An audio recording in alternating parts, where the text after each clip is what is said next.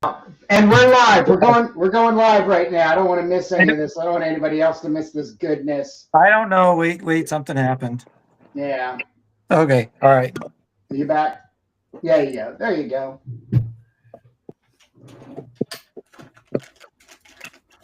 All right. It is getting there. Yeah, it's official. We're live on YouTube. Why does Kurt sound like he's in a savoring coffee? Well, I'm setting everything up, so I'm away from the microphone. Sorry. Okay. Well, hello everybody. Welcome to another exciting episode of Making Turbo Pit Fighter, post-apocalyptic sci-fi comic being made in progress with all the bells and whistles, or should I say all the warts exposed. Whoa. Of our process. It's not always glamorous, sitting at tables at cons signing autographs. Yeah, but you have that sexy, sultry voice today. So yeah. Wait. Are you saying sitting at cons signing autographs is not good? Oh well, that's the glamorous part. But that is the glamorous part. Have you guys ever done that? Oh yeah. Yeah, I've done it in stores too. I've done it in comic stores. Right. That's actually a lot more. That's a lot more fun. I think definitely if you're like a pull for the store, you know. Right. But specifically autographs, like are you into the it's a weird thing to think somebody wants your autograph, isn't it? Yeah. They're hoping it's gonna be worth something sometime. Yeah, I guess so. The hope is that one day you'll be arrested for shooting people at a bell tower. Yeah. Or you're a serial killer. One day we'll lose it and go postal. Yeah, I mean it's not funny, but that's how a lot of well, you gotta laugh. You gotta turn it into humor, or you just break down and cry. Break down. Yeah.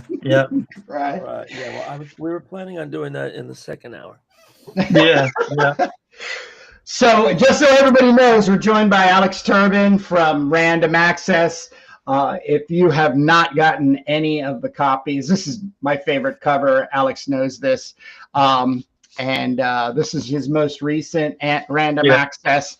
He's been on the channel before, and he's going to be on many, many more times. As a matter of fact, he is the penciler for the Duke. So my home away from home. It's and it's come time. It's come time for him to join us in configuring these pages and getting them closer to completion.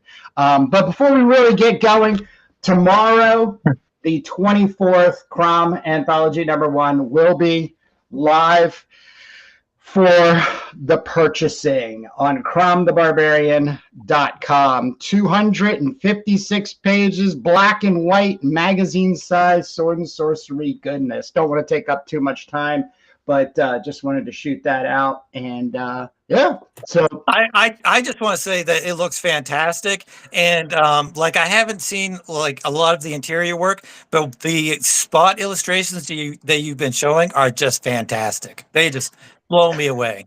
Thank you. Seriously.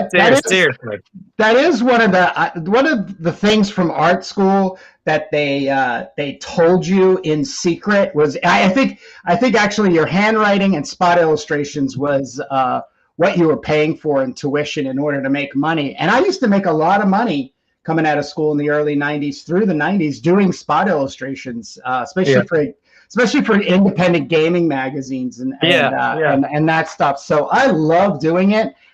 So thank you. Yeah. We'll see more of that too in upcoming Crom anthologies. But today we're talking the Duke. The Duke.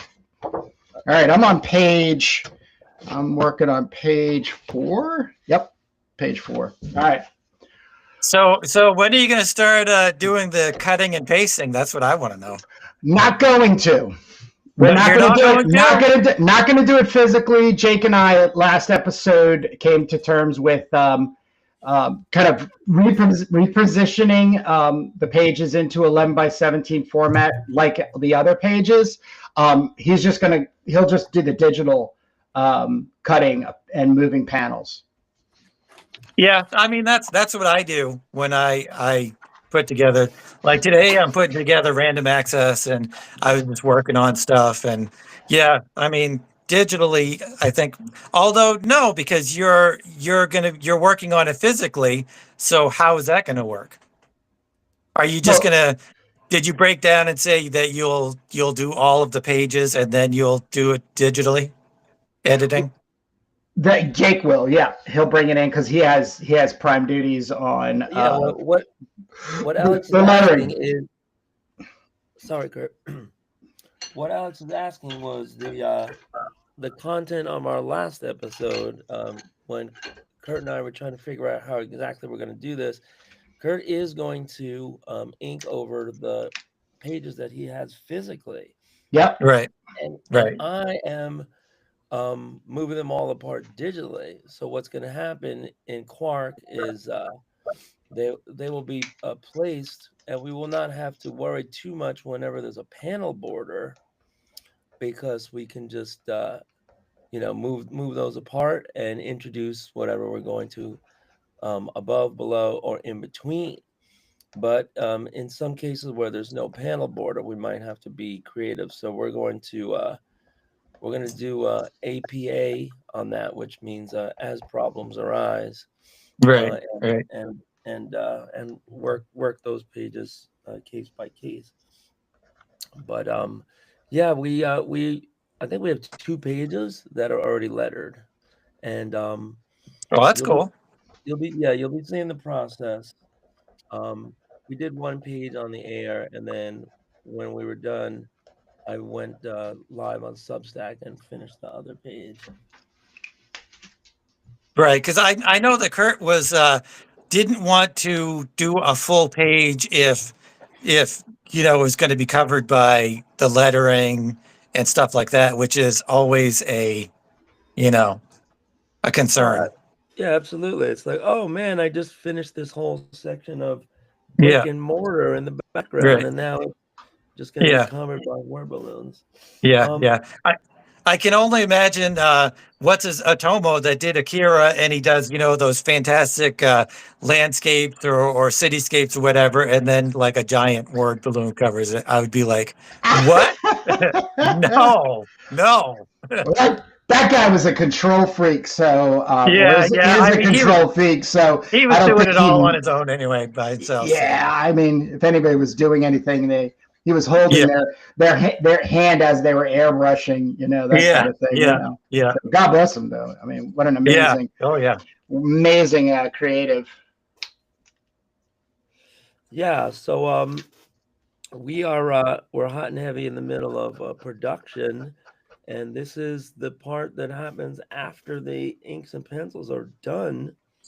I sometimes consider this the fun part, because going in and putting the word balloons in, making last minute changes to the dialogue and narration, Yeah, yeah. to me that's fun, Which, because you're trying to look at it through the eye of the reader and see exactly right. how to make the most sense out of stuff. Yeah, yeah.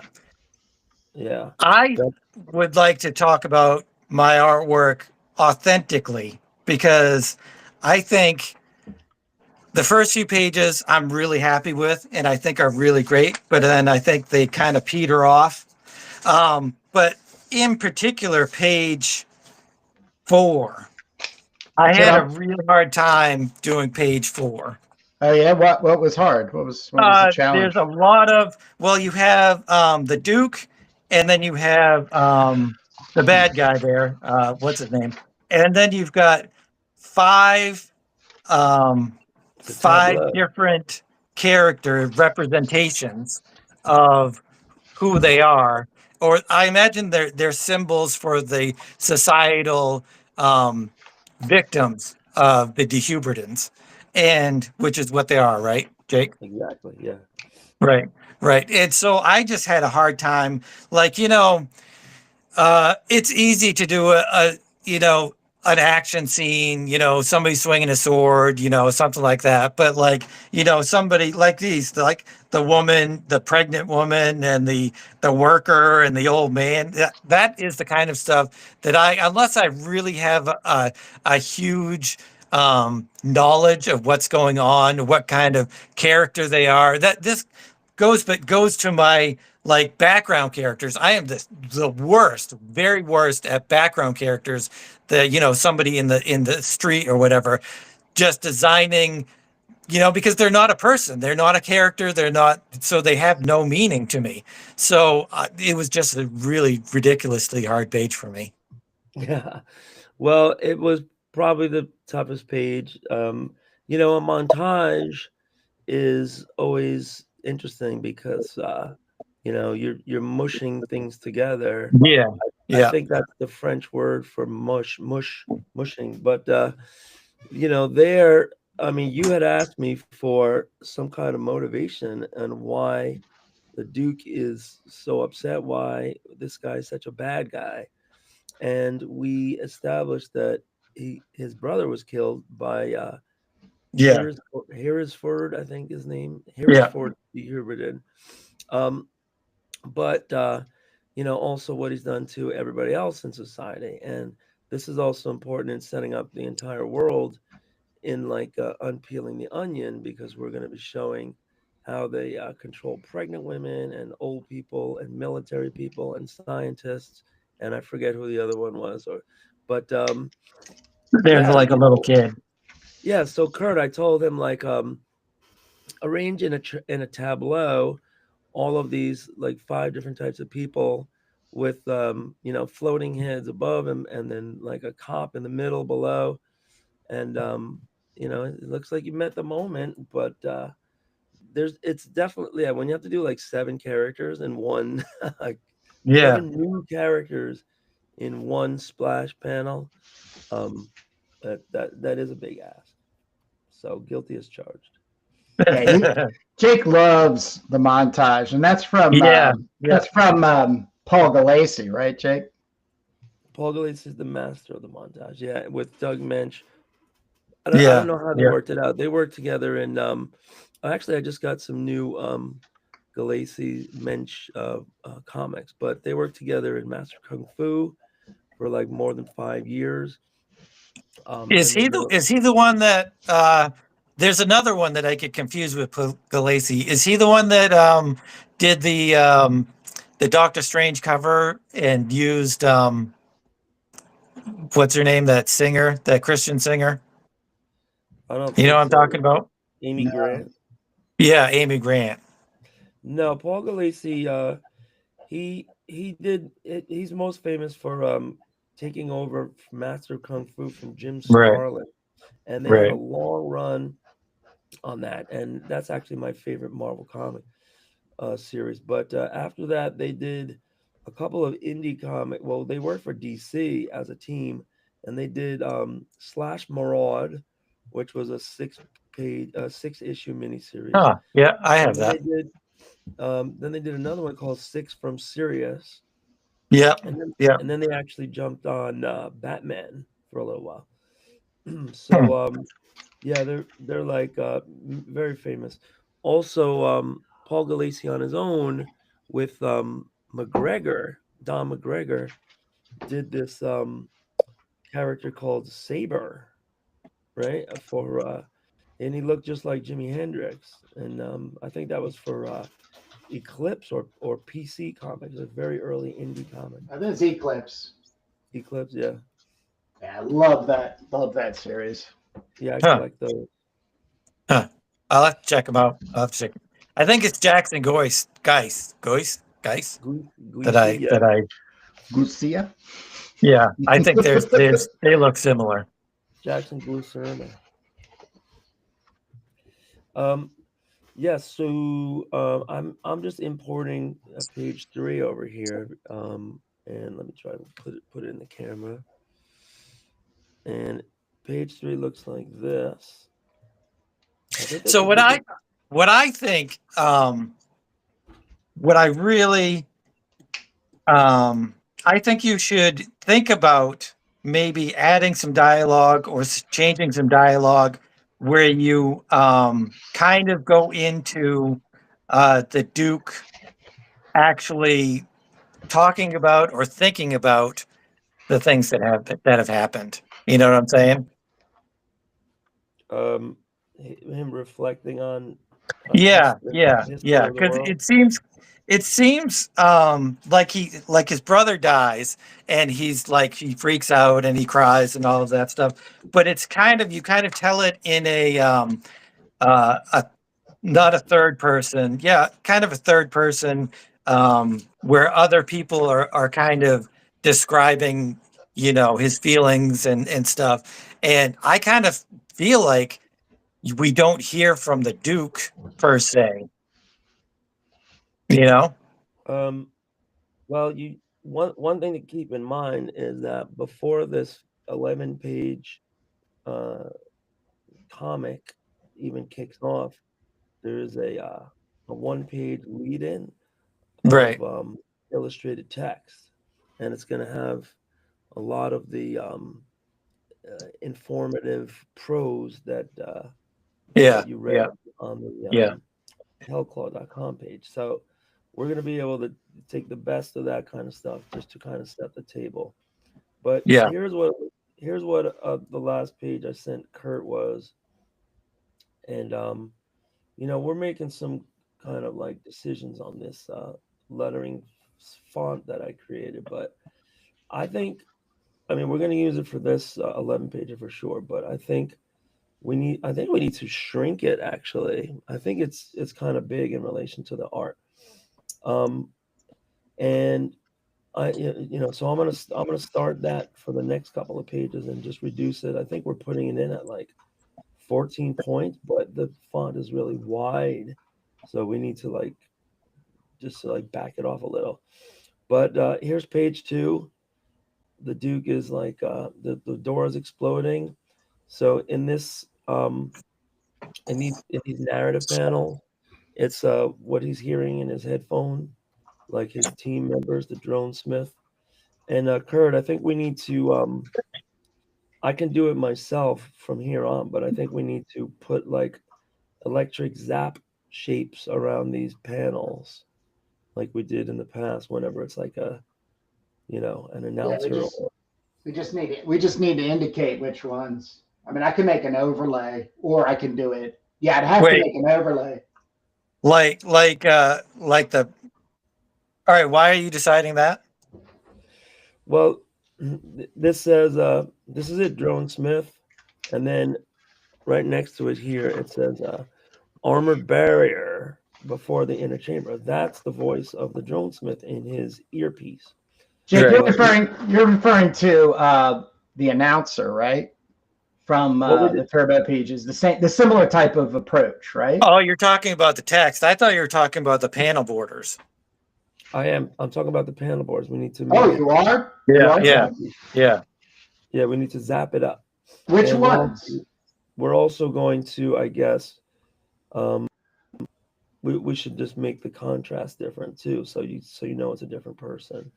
Um, we can do that very easy enough in Photoshop just by selecting it and Now, darkening it. you're on page 2. What panel are you wanting to Well, electrify?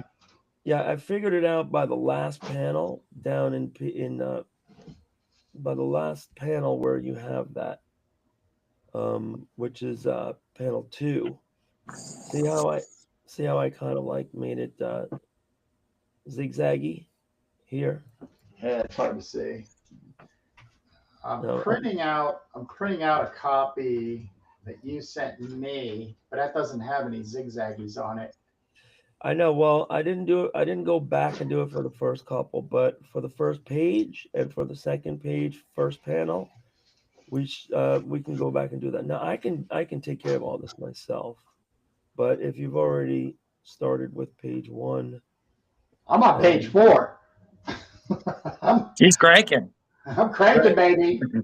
so right, so just basically anything that's being said into his earpiece, we should indicate that it's electronic communication. Huh. I think that'll help the storytelling along. That would be cool. Yeah. So And you're talking about no, you're not. Okay, I'm seeing a janky kind of like outline for like got a positive ID on Harrisford de Huberton, age 151, not seen publicly in 57 years. This is the panel you're talking about. Right. So I did it on that panel, but there's a couple above that need that same treatment. I see. So that would be a second. That would be like a layer that I could introduce based on, this page, having this page for layout, and then designing that to spec to then just throw in as a Photoshop layer. Yeah, I just draw it in Photoshop on the text. Well, I have a layer for text, a layer for panels, and then the art. So I'll be doing that on my own, so that you don't have to mess with it. But okay, I've already given you. Well, you're just inking for now, and we're going to do a final EPS later on. So maybe I'll do all of this and just go backwards a little bit. All right. Yeah. Yeah. So let's see, in page 3, I have to open this up now in Photoshop.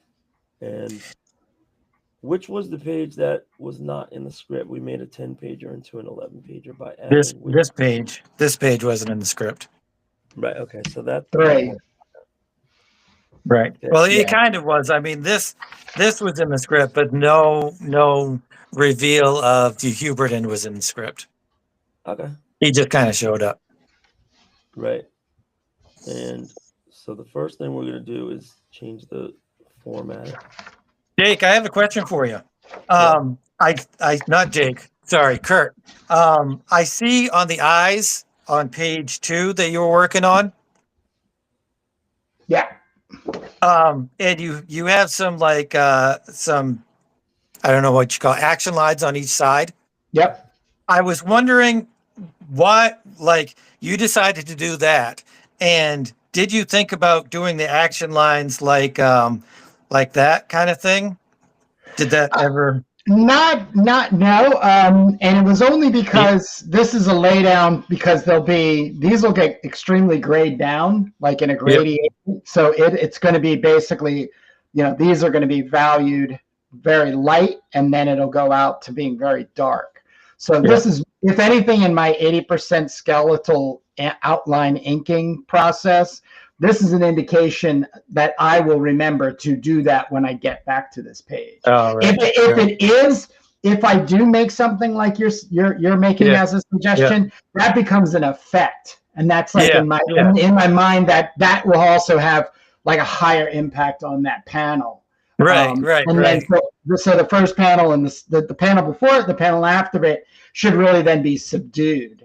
So in the values, I don't want to create an equilibrium, an equal treatment in each panel. It would be that. But the flow of this, and then Jake's laying in of dialogue, it really does nice in just a read top to bottom. So there wasn't anything graphically needed in my seeing it.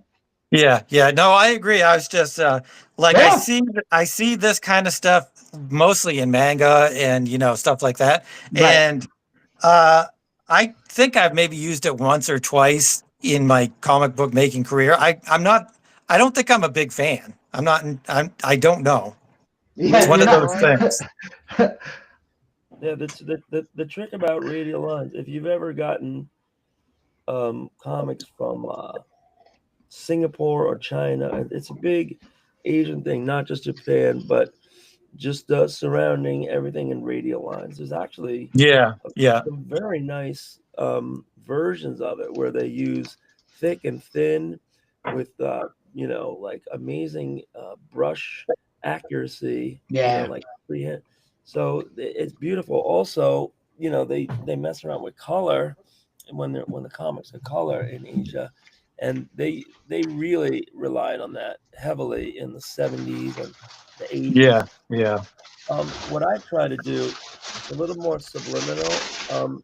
You can suggest lines using those kind of like directional movements, but you can figure out what actual background elements might be there. Like, really perfect for that is like Yeah. bricks Yeah.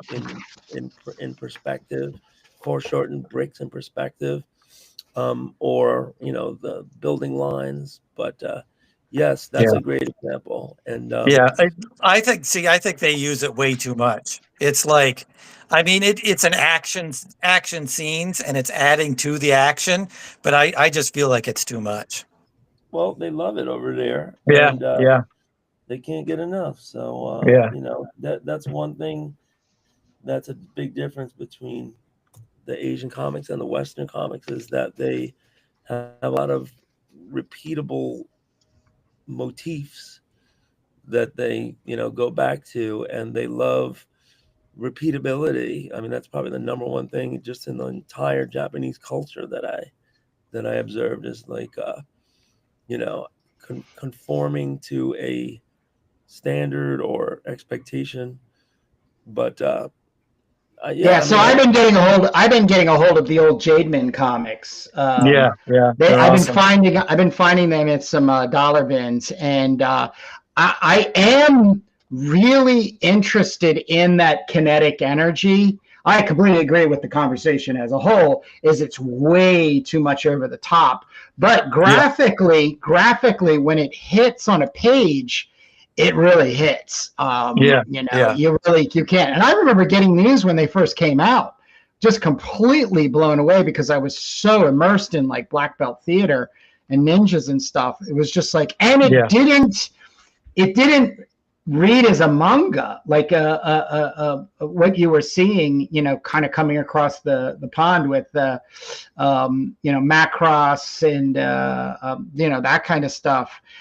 So I'm definitely looking at this, and I've got a story for Crom where I want to really, because he starts playing with magic in the eastern region of Crom's world, and I just kind of wanted to create my own version of effects like this to show magic. Show magic is really what I see the martial arts kind of being, is that they're playing up the whole magical Shaolin monks kind of thing. Yeah. So Yeah. It's funny. I remember a quote by Jackie Chan when he was saying the difference between Asian stunt people and American stunt people, where the Asian stunt people were very more focused on the movement and how you're going to get the effects to go as you want, whereas the Americans are all focused on the actual punch. So it's kind of similar. yeah, no, it is. Yeah, those pages that Kurt were just showing I mean, the criticism is that they, in the West, they just use those radial lines as a cop out to just fill the panel. I don't have to draw furniture or cityscape. You're right. Yeah. But in those pages that Kurt was just showing, there was no skimping at all. I mean, not at all. Those pages were 100% covered. Oh yeah, yeah. Detail and action. It's just they were using that as a visual language, to say, this is impact or this is speed, motion, what have you. So, yeah, we used them maybe, I don't know, I want to say once or twice in Turbo, but sometimes I just use it like maybe around a point of impact a little bit and not like a whole panel back. Yeah. But to each their own, you got to figure out how you want to use it. So excitement lines. I think when I'm teaching comics, I call them excitement lines. Yeah, that makes sense, because you're not going to use that if it's a boring panel. Exactly right, and you're adding excitement for sure. And yeah, but like this this panel that you have here, you're doing exactly the same thing. You're just using this kind of like background treatment here, to do the same thing. The lines. Yeah. Any, That's pretty much what I was thinking.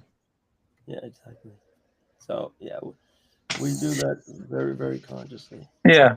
Well, the whole thing with the piping and the backgrounds was I was also kind of using it as a directional tool. Like he's headed down dark corridor kind of thing, and these pipes were almost like a guide for where he wanted to go, kind of thing. Yeah, they work well. And in the beginning, you said something about the sewers, and I just pieced that together. Yeah, there's always like these kind of like tunnels, and there could be pipes, and there could be electric wires, and all kinds of like little housings for things. So that's what we're all thinking of. Did you see the little description I put in at the top of page 1? I guess the only way you would have seen that is if you were on the air. But here we wrote this little blurb here as an intro. So when we kind of move things around for page 1, Yeah. it just kind of like starts on a dime. So we had the idea of like knocking back some of these Duke instances into like a gray tone. Yeah. And up here it's going to say the Secret Chronicles of the Duke, but we have this like little lead in here where it says many knew the Duke as the foremost hero of the resistance, a former sky pirate, pro wrestler, governor, and later the face of Duke coin, the world's most popular currency. But no one knew about his final mission, a brazen attack on the secret inner compound of the multi-trillionaire de Huberton's lair. A suicide mission for sure. Is it a suicide mission? Yeah. Yeah. Spoiler alert. Yeah, he fakes his death in the giant distraction. Oh, right. So it's not really a suicide mission. Well, he doesn't really die. That's not really him, but he will really die in the tunnels. Yeah, at the end of his attack. Yes.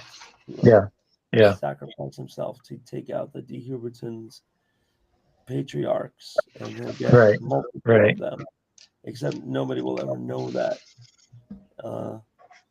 in the public. Okay, so I'm just trying to make sense here of the script. We have 1, 2, 3, 4, 5. It said the Duke blasts his head into bloody and liquefied fragments at close range. So that's going to be panel 2 of right. So here we're going to be importing the text, and it's going to say the U1s were loss prevention. You must have been supply chain thieves, pests. I'm sorry I didn't wipe out your whole ...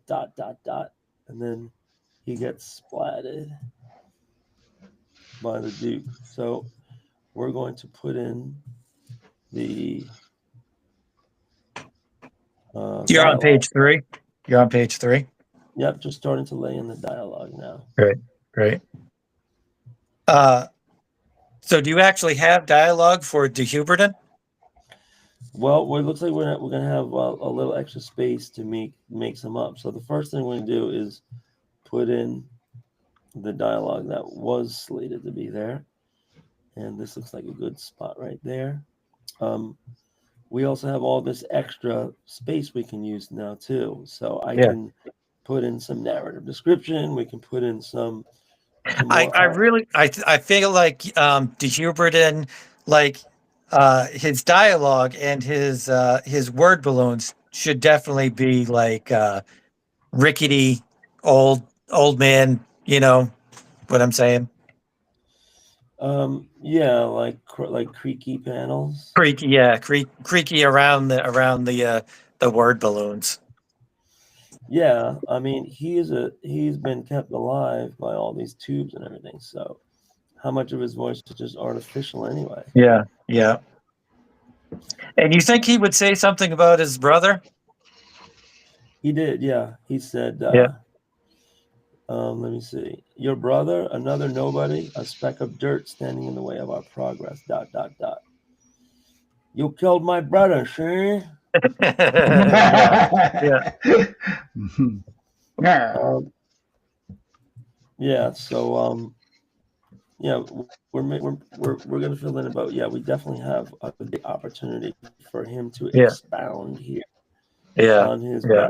plan and his dying speech and all that. Here, so we'll have a sound effect. We can have a big splash sound effect below. And You probably noticed that I didn't put the nut sound effect. I don't know what you would call it on the second to last page where it says now the distraction or something like that. right. Because my lettering is not. I just figured you guys could do way better We're doing it. Yeah. on the lettering. Yeah. We're adding the lettering. I'm starting it out. You can see here on page 2. I just put these placeholders in, but by the time you get to what I sent Kurt, I drew some stuff in, and he's going to ink in and put effects on it. Right, right. But I'm talking about page 10. Yeah, I'm not up to there yet. Maybe next episode or a future episode.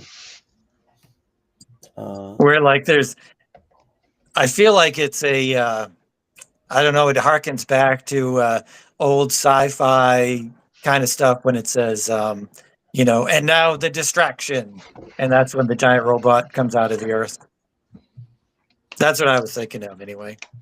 Yeah, don't worry. We'll cover the storytelling when we get there. We're gonna use the art that was submitted and turn that into the final camera ready. Turn it into gold. Turn it into gold. Yeah, for sure. So we're working on. Yeah. Alchemy. Alchemy. Comics alchemy. So why don't you plug what's going on in the random access world? Well, I'm doing the newest random access, which I'm not entirely sure. Like when I have the chat room where all of the different contributors, and you know, anybody that's watching this or whatever, if you're an artist, feel free to contact me, and you might be able to, you know, put stuff in random access. It's basically anybody that produces stuff, it's going to go in. We have a chat room, and I've set up different drive files for everybody that has contributed or could possibly contribute to the random access. And so I just go, you know, calculate how many pages, because it's 20 pages. That's like a I can't change that because that goes with the shipping costs and all of that kind of stuff. But then, you know, I calculate how many pages each person can get, whether it's like I have 5 pages of Cyrene that I'm working on, and then I'll just, you know, divvy out the pages as I can. Yeah.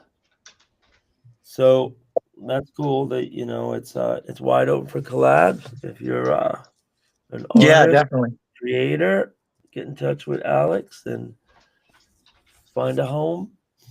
It's always cool to have a Yeah.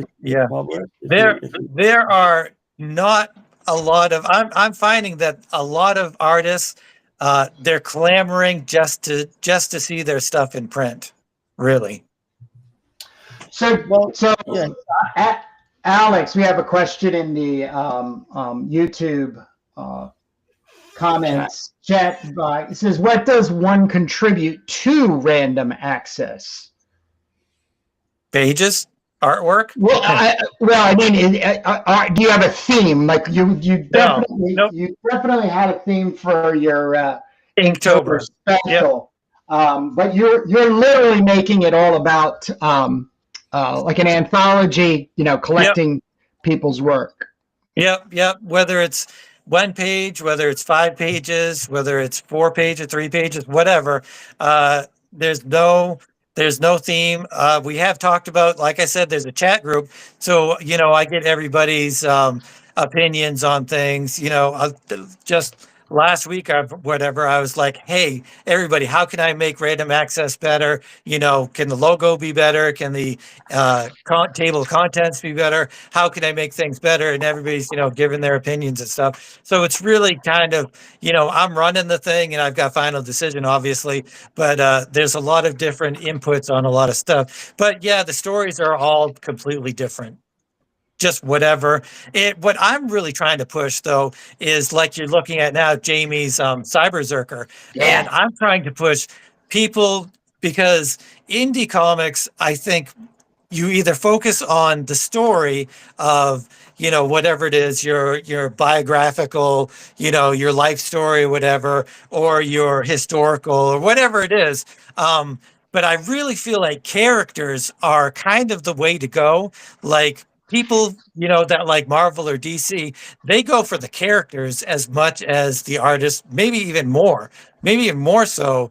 There's a reason that Batman and Superman and all of these characters have lived for 100 years, past different artists or whatever. So I'm really kind of pushing the creators of Random Access to create characters and really see them through. And also, like, there's been a few people that have, like the Cyberzerker, there's like 3 or 4 pages in each issue, and then Jamie's putting them all into one comic book. And so that's really kind of the thing that I would like to see Random Access do, is promote bigger projects. All right, there you got the pitch. Yeah, that's the pitch. Hopefully that answered all your questions and more. We're going to acknowledge and recognize our commenters. We got Daryl Grant, 4493. Good morning. We got Raz, who's a regular. Morning, Raz. We got Saboteur Comics, who was here last week. Sevens_October. Give a like on this live stream. What is happening? And he was the one that he or she was the one that asked that question. And it looks like Kurt, are we doing a swap with 7th October? Yes, we are. Under God is headed our way. And then where could I join the chat group? That's a chat comment in the chat group. So Saboteur, you're in the chat group. Now talking about Alex's Random Access. Where is that? You just contact me at Alex Turbin 0441 at Instagram. On Instagram. Say that slower one more time. Alex Turbin 04401. I'm gonna put it in the chat. Say now. it slow in your sexy voice. I don't have a sexy voice. What my wife says anyway. Just a joke. Yeah. So let's see, one last time. It's Alex Turbin. You're 04401, which is my email too. Alex Turbin 0441 at Yahoo. 0441. Yeah, really, just any way they contact me, I'd be happy to include them in the chat. Okay. Great group of guys and gals. Right, and right. So these are also the folks that were involved in the funk scene. A lot of them, right? A lot of them were, yeah. Yep. Yeah. And the funk scene was just 2 and done for now. Is that no? Charles Digalato is actually in the midst of creating Funk #3. Oh, okay. And and so is it going to be in the same format where contributors are turning in 2-pagers? I don't really know. You would have to they would have to contact him for that. Okay. I would assume so. So. Right, and Kurt and I contributed a 2-pager to Funk #2, and that was a lot of fun to get that in the mail and see how that all work. Yeah, there's a Jeff Bartrand did the back cover, which is fantastic. Yeah, we interviewed Jeff. Yeah, he's awesome. You can check that interview out. Yeah, very, very awesome. Yeah, I got to meet him at SPX too, so that was really, really cool.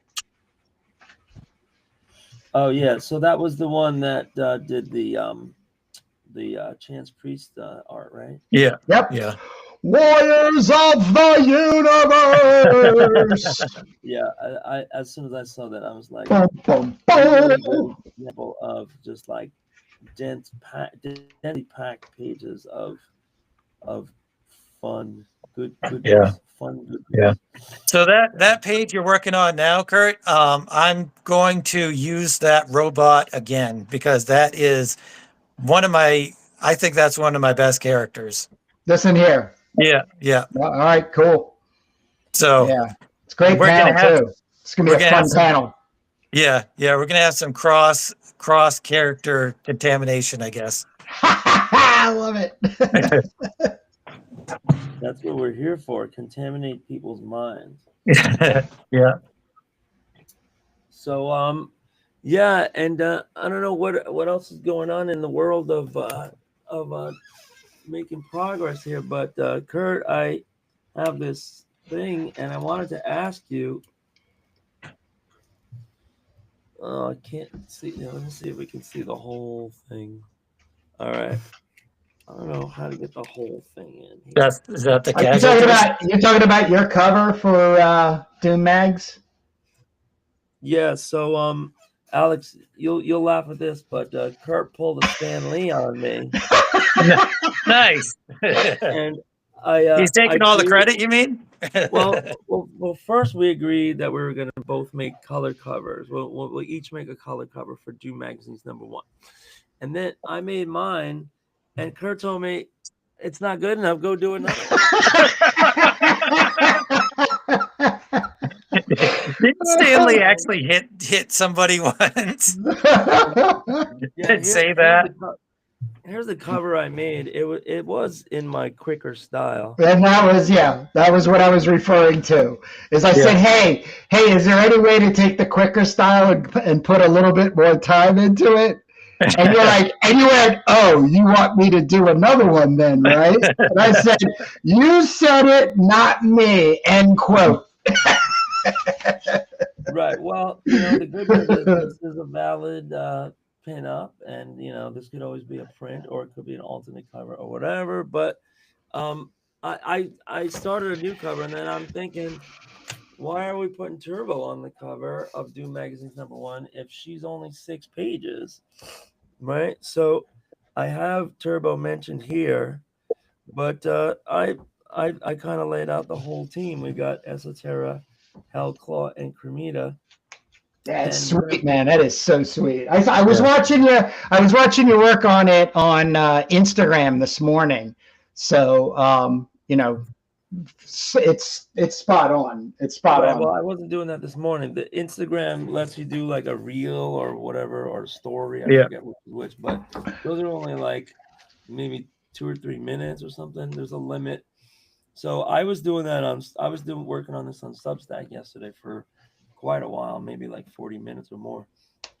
But I got it pretty good where I'm happy with the composition. I moved things around. I had to redo Esoterra up here, to make her kind of like floating and aloof.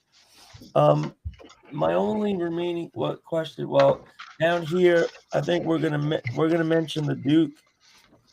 So it'll say down here in this little panel, also in this issue, The Secret Chronicles of the Duke. So this will be the first mention anywhere of the Duke. And and it's just going to say Doom Magazine #1, $5. And up here we'll have the Doom Magazine's logo, like we always do.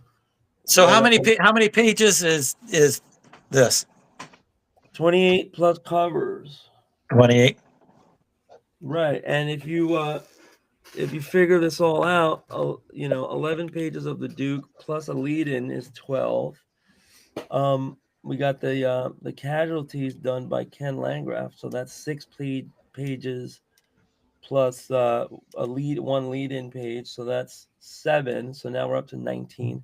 Then we got Turbo, the next 6 pages of that, so that brings us up to 25, and that only leaves us with like 3 pages left. Kurt and I are thinking about making an ad page that we split for, he could plug Crom and I could plug whatever, and That's then always good. I love having ad pages in random access. Yeah, and then the last 2 pages will be these zine pages. We're going to update the bullet points and the end of the world timeline, and give all of our links and all of our QR codes and everything. So that'll be 28 right there. That doesn't even count the 2-pager for Chromita that I thought we were going to rerun, but we might not even have room for that. Yeah. Yeah.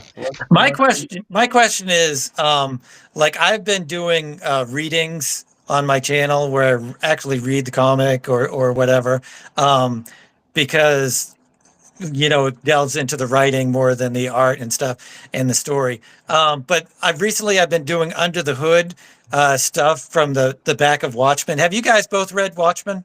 Yeah, back in college. Yes. Do you remember if you read the back of each issue has like a an excerpt from either the book Under the Hood or any kind of weird different thing? Yeah, the back matter stuff. That's all in the graphic novel. I don't have any individual issues. I just have the graphic novel. Yeah, they're in the individual issues too. But I've been reading that, and those are my lowest viewed videos. But I got one guy who was like, are you going to do some more of this under the hood thing? And I was like, yeah, now, especially since I got somebody to ask for it. My question is, like, if people I don't think anybody reads those in the back, and they're not integral to the story, but they're sure, integral to the world building of the whole thing. Are people going to read your intro to the Duke and your other stuff like that, do you think? Some no, but some yeah. And then you also have to use bribery. So that's why we're going to intersperse spot illustrations, because it's a big eye suck that gets you. I mean, you could also use the old initial cap, like a one big first letter to get people reading. Sometimes you bold the first word or you bold the first sentence, but everything you have to do to bribe, coax, and cajole people into reading.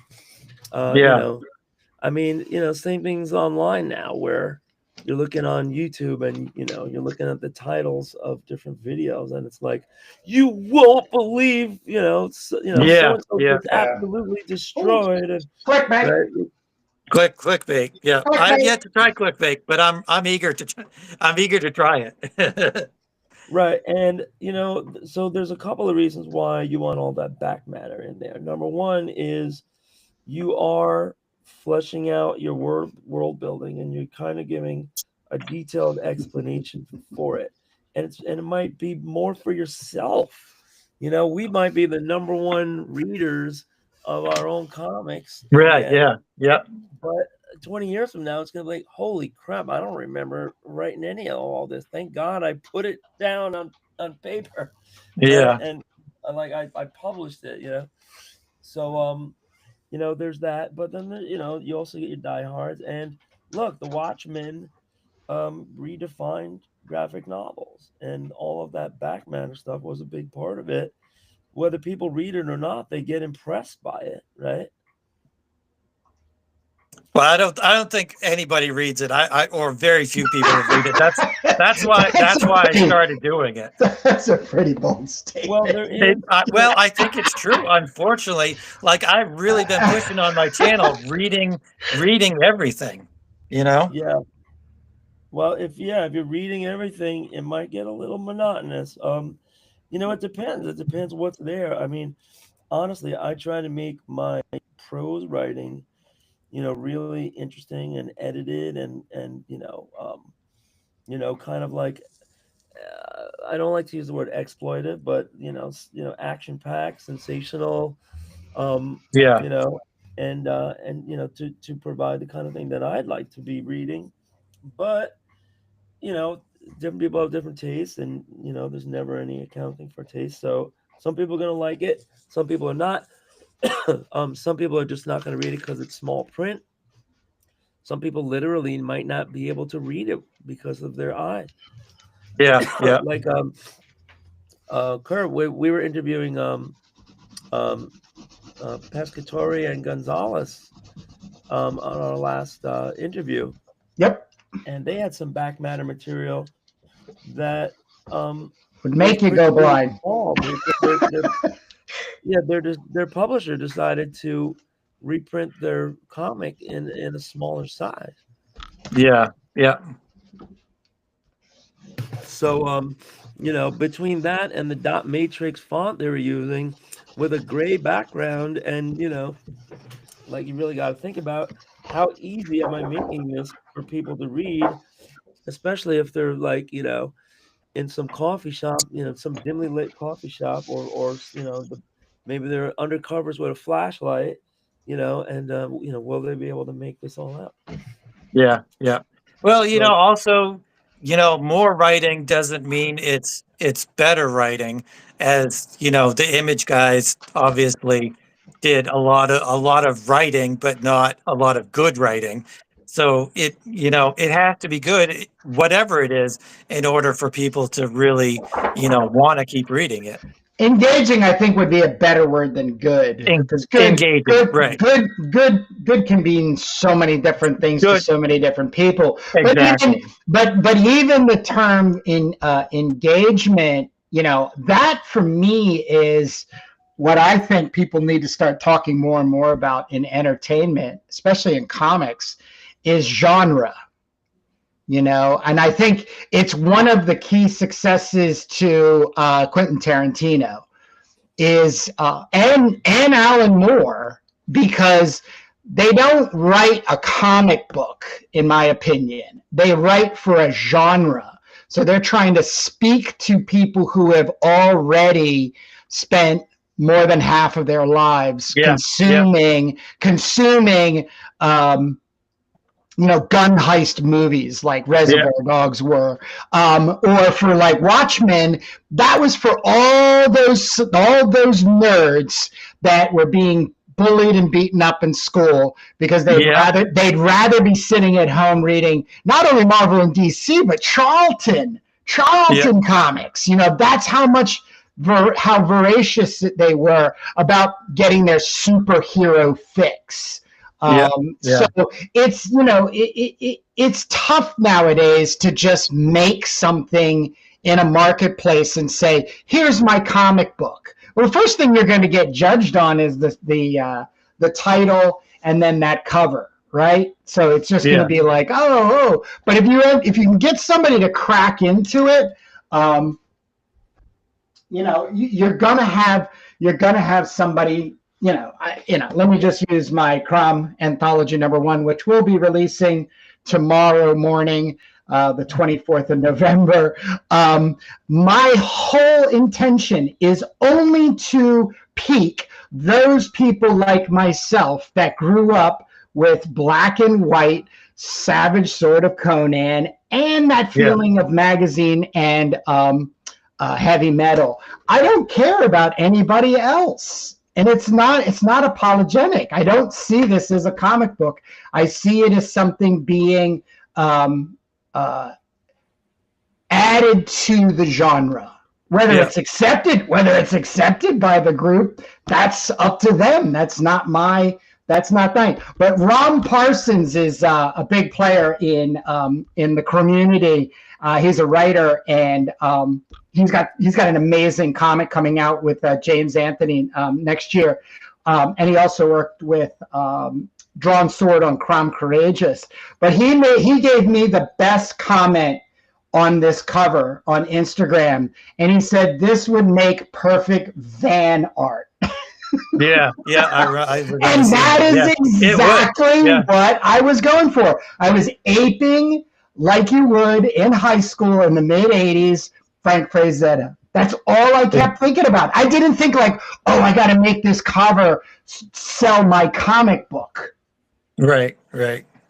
I would say I agree with you on the genre part, but I think that reaching a wider audience and breaking that genre isn't a bad thing either. Like getting somebody to read a superhero comic like Watchmen for people who haven't read superhero comic books isn't a bad thing either. Like if they're a fan of, high literature or whatever, and they read the Watchmen, which is, happened because they teach Watchmen in colleges, or at least they did for a while or whatever.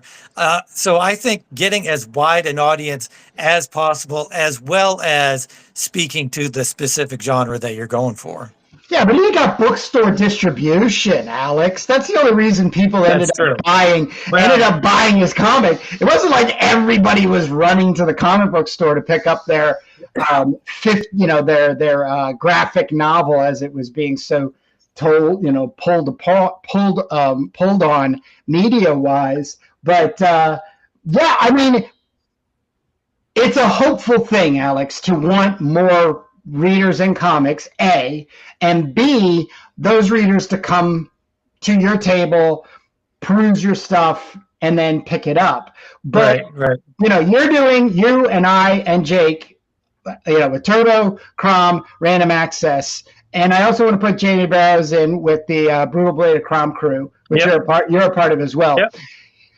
Those genres now we have built a community. And the only way the communities actually grow is based on the people who are a part of it. That's what it's about. It's not really about advertising, hey, look, I've made a comic and it's about this, and don't you like this, and come and see it. It's way more about people going, oh, wow, I like this kind of stuff. I want to see and hear more, and I want to be a part of it. And I think that, in my opinion, I think that is the number one magic ingredient in indie comics. It's really going to keep us around for a long, long time. And it's only going to take somebody spiking, in the major media to give us another one of those booms. But I don't think it's going to be anything like specific to like a writer artist team. You know what I mean? Like, it's just going to be something as an anomaly, which we just can't see yet. We just can't see it yet. Yeah. So the other thing about the Watchmen, it's like, they really poured a lot into the story and the plot. It was so in depth. It was like profoundly in depth. Yeah. Like every little thing thought out, and so that material just kind of added to just kind of like the wonder that people had, like, saying, wow, like they really thought this out. Like, this wasn't just like a guy hacking out a comic script, they really added to it. Kurt, you're getting some comments the way that you're just freeballing the panel board without a ruler. I am freaking amazed. I'm like, what am I watching right here? fuck rulers and the rules, man. Fuck it.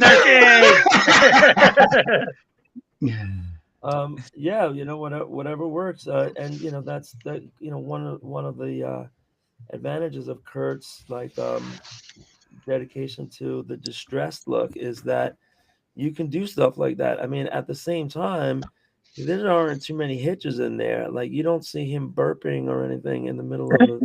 No. There's no scenes. right next to the artwork too. So, could be a surgeon. Thank you, Alex. Thank you. And what pen are you using for the panel? Is that the Pentel poster marker? No, it's a Funosuke Tambo hard tip. Okay. It's my go-to with the 0.05 high C tech, or high tech C that you introduced me to. Yeah, I know. I just had a whole set of those stolen at school, and it was the first time my students ever ripped me off. Wow. Yeah, a full. So I got to order another set of the full color high tech C's. I forgot if they were 0.5 or 0.4 or 0.3, but I think it was like $28. I can't wait to see what it's going to be like with the tariffs now. That's a But whole then, that's a whole nother can of worms.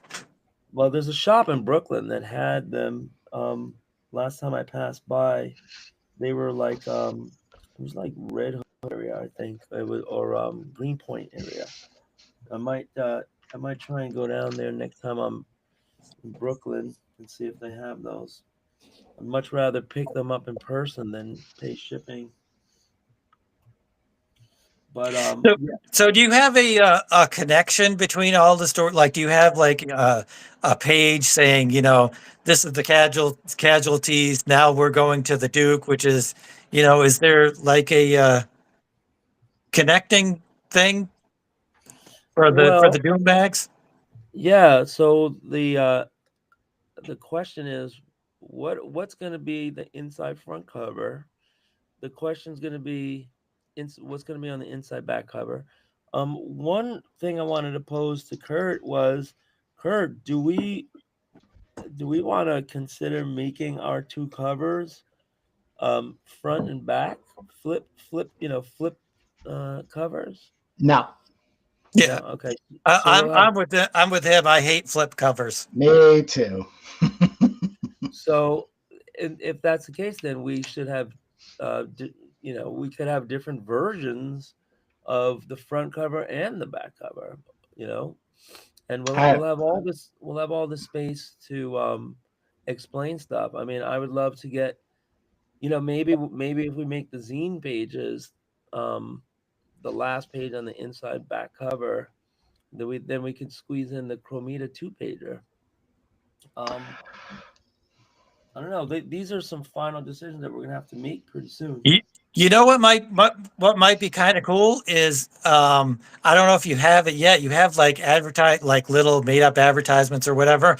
But what kind of would be cool is maybe some advertisements or promotions for the Dehubertans, like they, nobody thinks they're a bad guy, so it could be like an advertisement, we're helping society do this or that or whatever. Way ahead of you on that. I mean, when I first conceived of Turmoil on the Planet of the Pleasure Bots, I laid out a whole. I think I have it here. I laid out a whole first issue. Yeah, it's right here. And when I worked at this printing company, I used to get all of these dummies all the time, which was like here, I used to work at Filigree Press right here, and this is like a dummy booklet, because they used to like give the client, oh, this is going to be the paper stock, and this will be how it's bound, and this will be, the size. So I took one of these blank dummies and I just started roughing in this entire comic. Here's the written script for it. And here are some sketches. I think I showed this to Kurt in the past. yeah. That's cool. This is going to be the cover. I actually used this on a concert poster. Some character designs, but here when you get to page 1, it was like ads and also like 60 minutes. We had like here 60 minutes in the future. So here was page 1. It was like 60 minutes, like a video, on TV, and then the announcer is explaining everything. Is love dead because of the rise of the pleasure bots? And then look how naive I was, Kurt. I had a pleasure bot being built by humans. That was 1999, 2000 right there, people. This was probably 1990s, in mid-90s right here. Oh, even earlier? Yeah, this is just roughs that I have lying around. But look at this. You go from page to page, and here you have an ad for the blowout blitz, the New Year's blowout blitz at LD Robotics. Time is running out. They're ready to serve you. And I have here an ad for the way you want to live. Here's a guy carrying away his pleasure bot, and we had all of these ads like division of Matsususha pleasure product, right? We had like this like international trade all worked out, and it was just pages and pages of this as we're explaining the downfall of society. It says perfect sex machines combined with speech recognition tech, the ability to do household tasks, integrated communication circuitry, hundreds of makes and models with endless options. Women everywhere were furious. And then it shows here on surveillance tape a woman like terrorist taking out a bunch of guys. And then well, I won't go over this whole thing, but in the end, it leads to a gender war that is happening in between Utah, which was dominated by women, and Texas, which was dominated by men.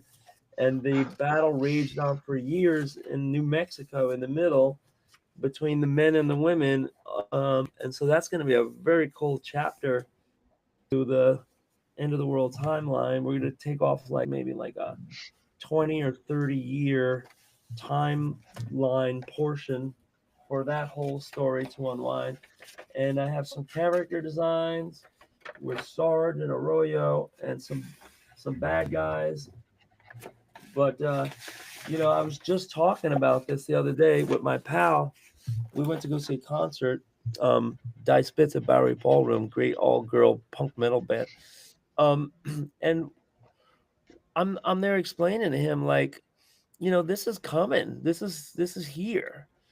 And there's a lot of I guess like prototypes out there that are not commercially available products. But are you guys hearing about these suits that people put on? Yeah. That have tactile Yeah. That's communication it's between still somebody working on and that. other suit. Yeah. I mean, they had this in a movie. I think it was Ready Player One, but there was some movie. Yeah, where it's one, Ready Player One, but there's also that is it Bruce Willis or was it what's his what, name? I can't the remember. Fifth Element, No. a different one. Yeah. Yeah, no, it wasn't Bruce Willis. It was Gerard Butler. Was like Oh, a controlled by a thing. right. Well, I mean, I'm pretty sure these things exist already for rich people with rich playground, with rich sandboxes. But if you put on a suit and the other person puts on a suit and they reach out and touch your suit, Yeah, and yeah, on and now you're both wearing these goggles, so that in the yeah, virtual world you're touching the person, but in the yeah, real yeah. world you're not touching anything except the feedback on your glove is that you are touching somebody, Well, right? have you guys done VR? Have you guys tried Very VR? little, very little, Like but it's there. Like I watch VR news like all the time, and it's like they have that running thing where you can run in place, similar to the Ready Player One. They already have that. I mean, they mass produce it, and people are buying it. It's like $1,000 or something, and they do have those vests where you can actually feel stuff. So it's right, so here. that's right. So they have that for gaming, and it's all PG-13, and it's all being sold. But what now about, you know, I mean, let's talk frank here. The technology has always been pushed by adult content, live streaming, e-commerce. I mean, all of these things has always been pushed by adult content, people in their private, rooms doing whatever. So now that we're getting to this uh, virtual reality, augmented reality, and you're wearing these suits, the question is, are there going to be services available for lonely people? And how is that going to affect society? If they're like they might have a gaming brothel set up for people, Yeah, yeah, or you can have this in your home and just dial up a stranger anytime and, like, you know, get into a weird room. Maybe they do stuff for free. Maybe there's paid services, all this kind of stuff. But the technology will exist, you know, for somebody to put their hands on you and you to feel it, and for them to feel it, you know, because you're both in this connected virtual headset, you know, world. So, you know, I was talking with my friend about this, and you know, this is probably here more than we realize, just because there isn't a widely commercially available product. But this is, I'm sure it's in the works. Why wouldn't it be? 3 to 5 years. Exactly. And then, you know, what happens when they put it all together and actually start selling the humanoid pleasure bots, right? Well, have you seen the iron robot that walks like a woman? Oh yes, the Chinese one. Yes. Yeah. That's crazy. Yeah. And though, right, so they're making these for like the home, and they're not exactly sure what they're going to be doing other than looking cool. But you know, you can bet with human, you know, condition the way it is, that somebody's going to start like humping the damn thing. You know, then so you know, my next question is, when we fast forward and think about humanity, how many years is it going to be until technology can replace human companionship? How far away are we from It's that? impossible. It's impossible. What? There is now. Come on, stop it. I mean, if you want to talk sci-fi or reality, make that decision right now, because we are a socialized primate. We require social physical touch with another human being. Now, the real question is, how far down the road will it be indistinguishable between us and them, the robots? I'm saying between 15 and 20 years. Yeah, I disagree. Do you think longer? Yep. I keep saying we're already here. Yeah. Kurt, have you seen the robot woman that walks? I'm seeing everything, but the thing is walks like a woman. There's going to be the tech people are already talking about the blowback. There's always been these bubbles. Okay? It's all hyperbolic. All right, it's all, woo, this is gonna happen, woo, this is okay, and it does for a very quick while, and Jake and I can speak very specifically to it, because we actually lived through the two internet bubbles, you know? Right. And we were riding high on the hog when it came to flash animation, and getting paid like drug dealers. In all sincerity, for 2 freaking solid years. And then one day, literally one day, it was all over. I sent an invoice out to get paid the rate that I was getting paid the prior 2 years, and they kicked it back and said, no, I can still get it better. I can still get the same thing, if not better, for, you know, it was like a third of what it was. And I had to start taking those prices and go from there. So when it comes to the human touch, right, I'm really down this rabbit hole. So you're kind of opening up a big box, and I don't want to go super sociological, but one of the biggest contentions when it comes to these pleasure bots, as we're keeping in topic with Turbo, is the sex workers wanting their rights protected and their jobs. So they're trying to unionize in order to create like a partition in the economy. Like you could go down the human route and have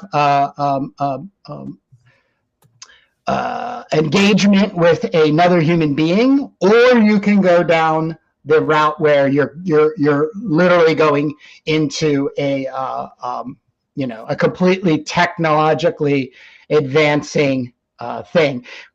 I don't believe either one of them is an easy, like, done, said and done. Like, it's just like, oh, this is it, and this is how it's going to happen. I think the thing that's so fascinating, because I have some like other story material that I've been always working on in the background that plays around with this these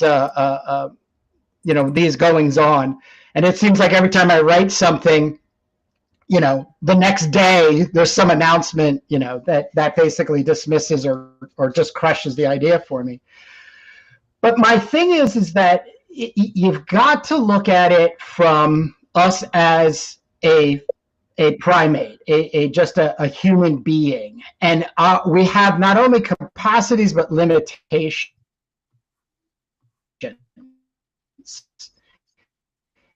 And the biggest limitation is, and if you really was, Jake comically was saying about, being in the bell tower or shooting up a place and stuff like that. Those people, it is very, very well documented, were socially ostracized. In other words, they couldn't find relationships, not sexual ones, just relationships, or the relationships they found were very deviant driven relationships, Reddit, 4chan, those types of things. So, I think it's really multi-complex in an exciting way for us creatives. But when you flip that over, I think it's extremely depressing for us, because reality is going to become more and more like a movie that people will spend more and more time inside. And that's the thing that crushes me. Like, that's the thing that makes me feel like, dude, it's just not going to be worth it if everybody's running around in these suits, these goggles, parsing their news with all of these, Marlon Brando, Marilyn Monroe, all these famous people that have sold themselves, their likenesses and their voices and everything over to these media companies, and you're totally interlocked and interplay of that. The thing I would ask people to be very watchful for, and right out of the gate in January, because the 25th of December is when OpenAI will release its adult model. Yeah. But you have to ask for it specifically, which is going to be a really neat thing in the way of like how they're going to engage you. But you also have to verify who you are as a human. And I think that's the greater thing you should be looking at than just the access to porn or something that erotically sets you off. That's like the newest thing. Well, not the newest thing, but that's the way they're going to track you, in the conspiracy world. The global lizard people are going to track you from the moment you configure yourself with OpenAI. Right. Well, Jake is super right about the adult industry, maybe not driving the industry, but they're super eager to adapt to it. Like, I remember VH shapes, they were the first ones to grab right onto, switching from whatever reel, 5mm, whatever it was, reels, to VHS. Then they were the first ones to grab onto going on to DVD. Then they were the first ones to go on to digital. So, he really is right about the pornographic industry really being ready to embrace that kind of stuff.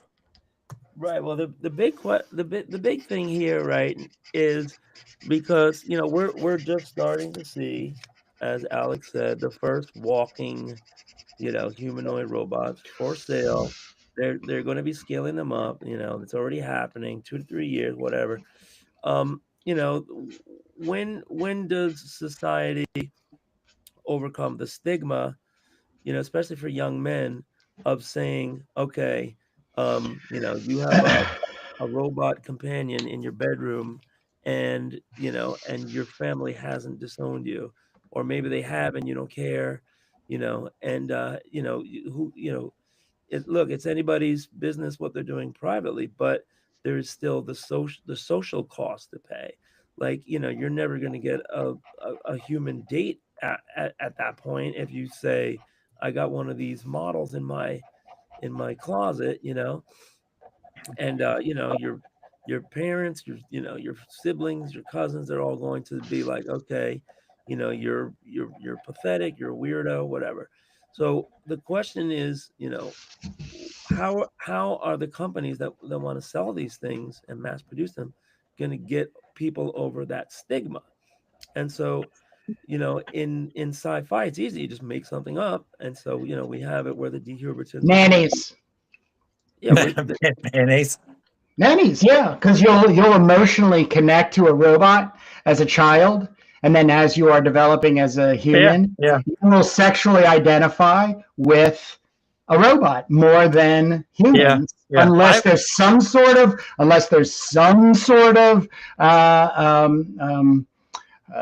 knowing ahead of time. Like people are like, yeah, you can't stick kids with robots. You know what I mean? Because then they end up sexually identifying to them. In that mothering way that we're going to have that. Well, really, is there any other reason to have a humanoid-looking robot other than sexualizing them? Yeah, they can paint your house. Right, but why have a humanoid? But why? Yeah, why does it have to be bipedal or human looking? Yeah. Well, that's the thing right, and there's the companionship piece. They're going to selling it so that you're not alone now, and they're going to be breaking the family, the existing family apart. They're going to say you can choose your family, you can buy your family. Right. And in my story, the killer app is going to be the Hubertons making one of these P-bots a signing bonus for anybody that joins the RM, and you get to have one in your barracks, and you own it for as long as you're enlisted. And so that'll and this goes back to the classic days of Rome, when Emperor Claudius in the 3rd century didn't want his warriors getting any romantic attachments. That's why they came up with the lottery, and you would draw a woman's name out of like a hopper, and she would be assigned to you to be your date or whatever, until the next campaign when everybody's shipped off. And in the far-flung future, it'll be you get one of these with conscription, and it'll attend to your every need. Yeah, but you're missing the militarized industrial complex is already moving away from soldier outfitted weaponization.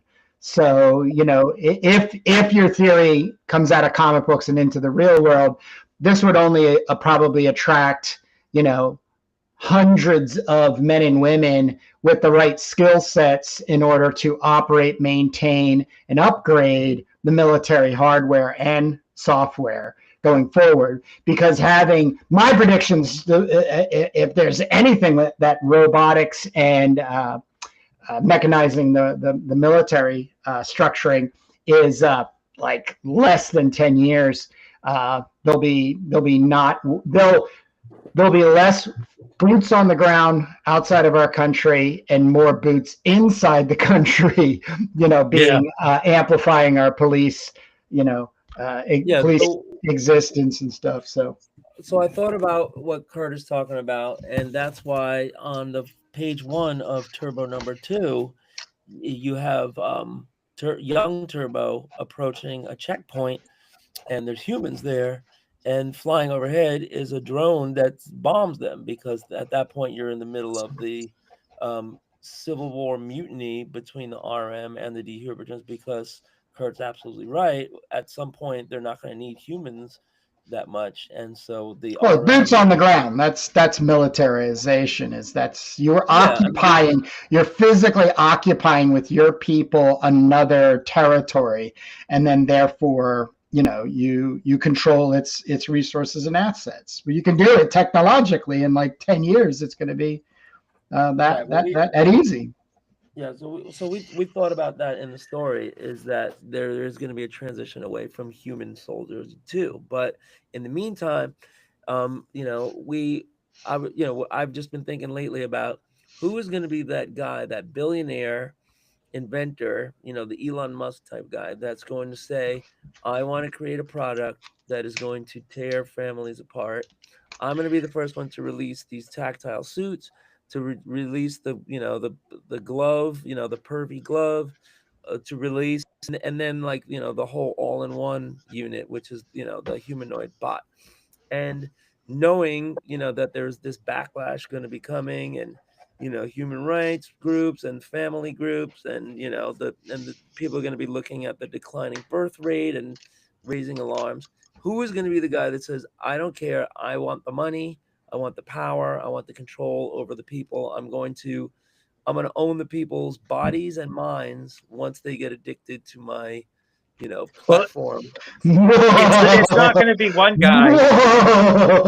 It's going to be multiple people. It's just like what they're doing with AI. It's not just one person or one group. It's multiple groups that are trying to get into the space. So it's going to be the same with that. And they're not succeeding right now. Nobody is. Nobody's capturing the marketplace, and they're tanking when it comes down to holding, gaining, let's say, inventing the market and growing the market. It's just, Mark Zuckerberg, rumor has it, is just like, his company's seething in debt.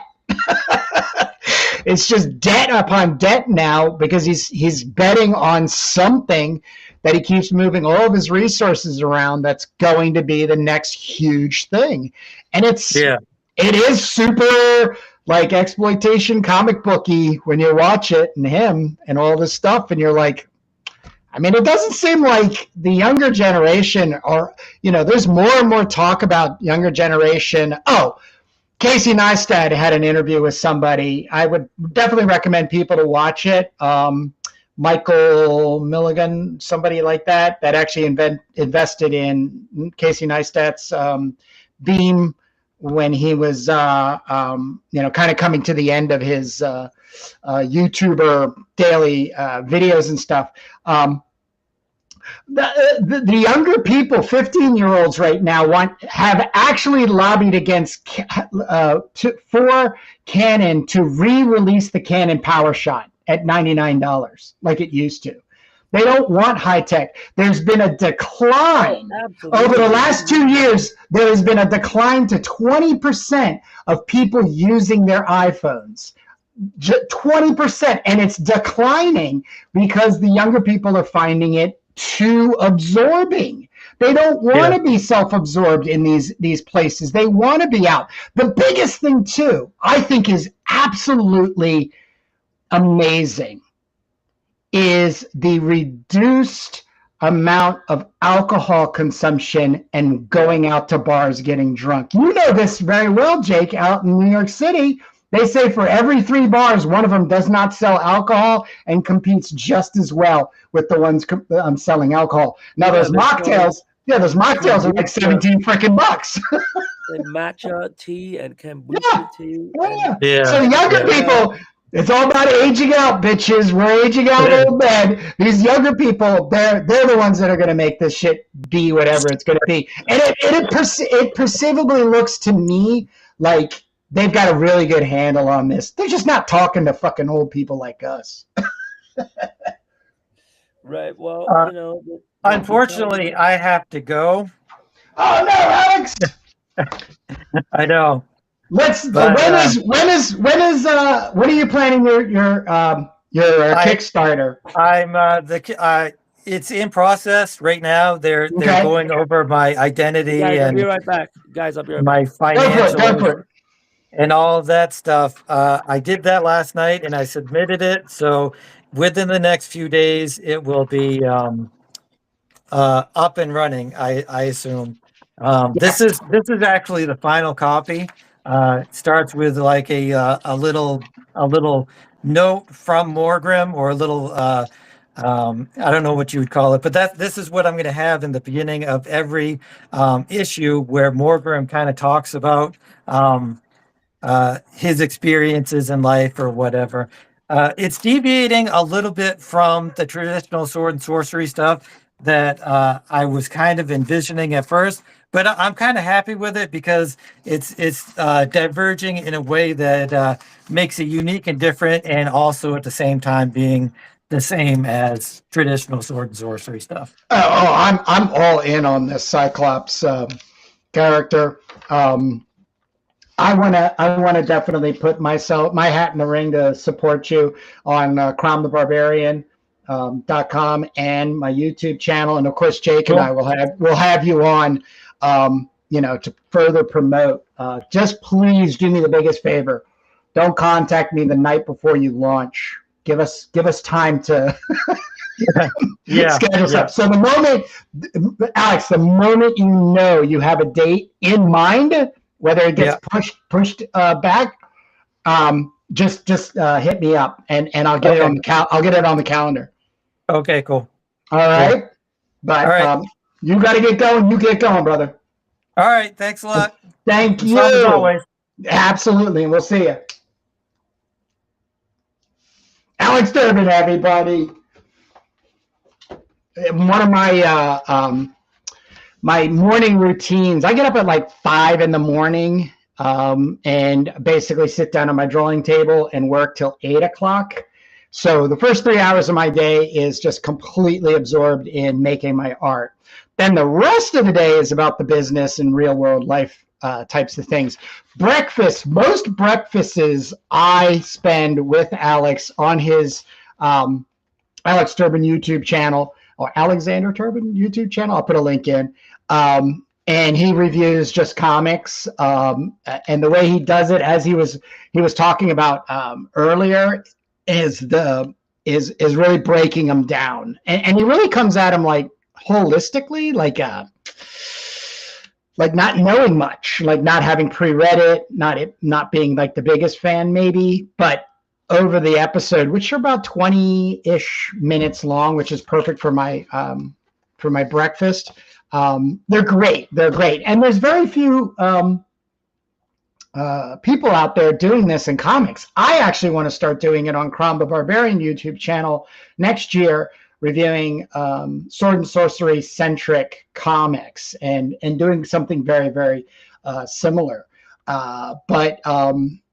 Yeah, if you know of any good YouTube channels talking about indie comics, not, it's an indie comic book artist talking about their work, or, because we have 7 October, I think, still there. If not, I've been watching him. He's one of my top 5. That's Ralph. I just enjoy watching somebody not only make their craft, but talk about it and then even share. I have been dipping back into the Jeff Lafferty archives. Like I said, Jeff Lafferty's YouTube channel is like a school. Very short. They were called Artcasts, and he would talk about his day, but really give some talk into making comics and what was going on experientially. I just don't seem to have a lot coming up in my feed, so looking for suggestions. Hit me up either here or through Instagram or you can email me through Crom and Turbo's YouTube channels too. So always love having Alex in the chat with us. So, but other than that, waiting on Jake. Probably getting some cough suppressants. But yeah, I'm coming along pretty well, swimmingly. The biggest thing, now that he's blown it up, I'm probably going to move very quickly through the rest of the day to get my 80% skeletal inking out, which means that I can then do scans. And then next week, I'll be showing off my liquid masking technique.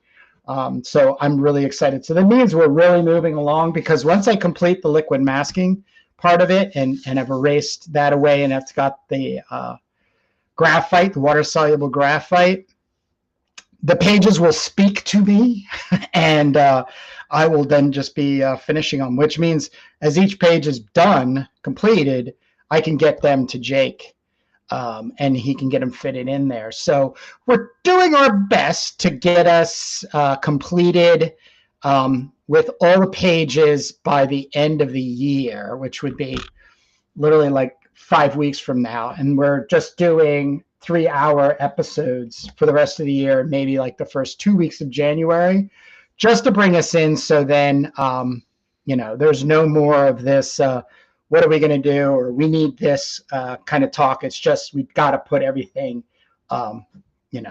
set, completed, that type of thing. So really excited. If anybody has any questions, Travis says robots have to be humanoid in appearance to satisfy our urge.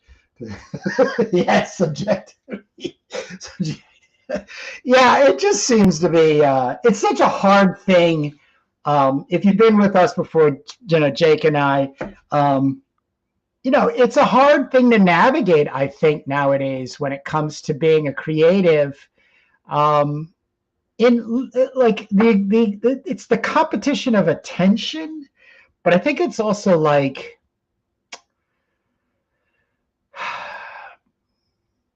being satisfied. I guess just being satisfied with what it is you're making, doing, in society as a creative. Sounds like somebody's coming back. You all right, bro? Yeah, I just had to secretly move a giant barbecue that just got delivered into my car and cover it with a blanket. Wow. So that nobody would know. Okay. The surprise. So yeah. Mission accomplished, I think. Hope. I don't know with these new doorbell cams. I don't know if my wife is able to see they delivered it on the doorbell cam. Depends how nosy she is. She's probably just going to be a good person and pretend like she saw nothing and be lovingly surprised. We'll see. But boy, that thing just got beat up by the carrier, whoever that was. The box is pretty chipped up. So what did I miss? Oh, we just said good day to Mr. Alex Turbin. I don't believe. Have you been following his Morgrim comic? And he's going to have a Kickstarter in a near foreseeable future. He's going to put out for his Morgrim character, Sword and Sorcery-ish. But he was just giving us an update that he's now getting his Kickstarter up and rolling. And then I asked him to be gracious with giving us a heads up as soon as possible so we can give him some time on the channel to promote said Kickstarter for Morgrim, the Savage Cyclops. Yeah, I know. Number one. I know that's one of his landmark characters, but yeah. How many pages is the Kickstarter going to be? I have no idea. Okay. I don't think he does either yet. I think it's still, he had this was the first mock-up. He put a copy in with the first 3 pages that he sent me for the Duke. And then he had another mock-up. And I believe, he sticks around the 24-page thing. But I don't know how he's going to balance it because, he's at the $2.99. I don't know how he's going to balance all the fees and everything on the Kickstarter and stuff. So things are going to get really interesting for him. Well, he's done Kickstarter before, right? I do not know that. I do not know the answer to that question. So, well, if he hasn't, then we will find out. Yeah, learning curve. The learning curve, yes. Yes, sir. So that page you're working on right there, that one, we're probably So this works out good. If we move the bottom panel to the bottom, then we'll have room in between all those other little areas for Yep. extra word balloons. Yep. And we got no problem filling those up. So Yep. looks like No, it's all working out, Jake. It's all working out. looks like it's working out. So I'm just going to what I'm going to do so I can lay out the words is I'm going to move that. That's one. Oh, those are two panels on the bottom. Okay. I'm going to move those to the bottom and just kind of distribute the ones on the left evenly so that we can get more space in. And then what I'll do is I will write the dialogue, or I'll fit the dialogue if it's not already written, to match the space. So it's an interesting way of writing just based on how much space there is. And I'm sure this wouldn't be the first time, not even with us. Yeah. But yeah, so this is useful. I don't have to do too much thinking yet, just to place all of these pages, size them, move them apart, and then I can worry about doing the lettering itself. I mean, I'm putting the lettering in, and I'm just not situating it and doing the kerning yet. And then he has these kind of like handwritten balloons that are kind of helpful to know what he's thinking, but we're going to be obviously eliminating them in the final. So this will be like this. Yeah, maybe a little bit lower. So there was something I wanted to show you and the audience in case you didn't stumble across it. I saw this on YouTube, and if you can see here, Heritage Auctions is making the announcement that they're going to be auctioning off Conan the, what's this called? Conan the something. Conan Destroyer? Conan the Destroyer, or Conan the Conqueror or something. Something like that. Yeah, Conan the Conqueror. Well, it's the cover that was used on the paperback for Conan the Conqueror. And Metallica guitarist Kirk Hammett bought this off Frazetta when Frazetta was still alive for the sum of $1 million. Which was back in what? Like that was probably like 2000. Well, when he was still alive. So your guess is as good as mine. But now they're going over some comps. Man Ape sold for 13 mil. This one, I think they're going to flash. Oh, so that, yeah. So I think they're expecting to get more than 13 mil. There's Kirk, that MRF. I wonder what else he bought. You know, the drummer, Lars, is famous for having bought the. He just sold his collection, his entire. He's a fine arts collector. Yeah, but it was years ago when he sold his Basquiat. Yeah, I was just gonna say that. Yeah. For 10 million, and Yep. then the same thing sold for like, what was it?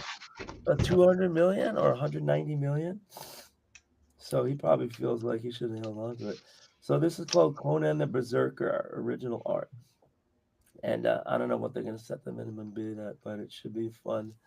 Anyway, I thought that was going to. Did you see the Gustav Klimt sale on Sotheby's? Did you watch that? Oh, they sold a Klimt? No. Oh yeah. It's the most. They sold it for $205 million, which with all the fees ended up being like 225 or something like that. And it was very amazing to watch. That going on. Was it a well-known Klimt? Oh yeah. It's the portrait of starts with an L. Nazis owned it. I mean, the pedigree of this piece is just like. What, the one with the glittery gold dress? Nah, it's I believe from the same family. But yeah, His it most was famous ones are the Scream and the Kiss, I think. no. That's Monk. You're thinking Edvard Monk. Klimt. Oh, Klimt. yeah, Klimt. I'm for Klimt. Yes, you are, sir. Yes, you are. So Travis Halverson, how you doing? Travis says that robots have to be humanoid in appearance to satisfy our urges to subjugate each other. And Daryl Grant says, I try to read Tomorrow's magazines. I know they're excellent, but the type is too small for my aging eyes. Which is funny because that magazine is definitely for boomers. So the goddamn fact that they don't do it, but it costs them a lot of money to print those damn things. But great magazine. I've got many of them. Yeah, and that's is that the same Morrow guy that did the Stan and Jack book that I was reading? Morrow, as in Gray Morrow, I think the guy's yeah. name. No. They're in the comics industry, but it's not him. Okay, no, yeah, Gray Morrow was an artist, but there's a Morrow that is an author and comic historian. Yeah. All right, so I'm gonna instead of going back and forth with Quark, I'm just gonna do all the pages, and I'm just gonna do the anticipatory splitting apart that we need. And so, how are you liking working on these pages? I love it. And to segue into a topic I'm going to be talking about a lot, I want to ink more of people's work on their art. This is other than you, because when we got started on Turbo Pit Fighter, you made that notorious call. I was in the zone from that January, which was 2023, right? I was going to start a campaign aggressively to ink people's work, basically create a variation version of either already established work or work going forward. Because I just love inking things, you know what I mean? I just really enjoy it. So when this opportunity came along to have Alex do the Duke, and there were going to be physical pages because I know Alex works physically, and he was totally on board of having somebody like me ink over them. It's a dream come true. The other thing though is, in critical feedback, I would have liked more information from Alex on these pages, but only in another degree. Because I followed Alex. I just showed off a bunch of random accesses. So I really do enjoy his work, and had also been thinking, in the back of my head, I'm going to get to a point where I can do a variant ink version of, Alex Turbin and, maybe Crom or, something like that. So it's a dream come true. Yeah, the art, when I'm looking at it here, it's mostly just foreground art, and there's and there's no tone, there's not too much toning. There's some spot black, but there's not too much, hatching, shading, toning. So it's literally a blank canvas, or an open canvas, let's say, for you to do your magic. Yep. And for me, what an opportunity for me to add dialogue, sound effects, word balloons, narration balloons. I mean, I can very easily fill whatever space we have, by doing this. And I'm making these kind of judgment calls right now. Matter of fact, I'm moving this stuff apart. Sometimes I'm moving it all down. Sometimes I'm moving it apart. Sometimes I'm moving it all up. I have a feeling on this one, we're gonna need some more room at the top. So let's move that down. But then we'll also keep these nice big gutters in the middle. And then sometimes I'm making the box. I'm growing the box, and I don't know. We'll have to adjust that when we have your panel borders. But for now, I'm just making everything max size. And then I'm gonna hit save and open the next one. So I'm already on page 6. This is good. I'm just whipping through kind of like this. This is like low thought work.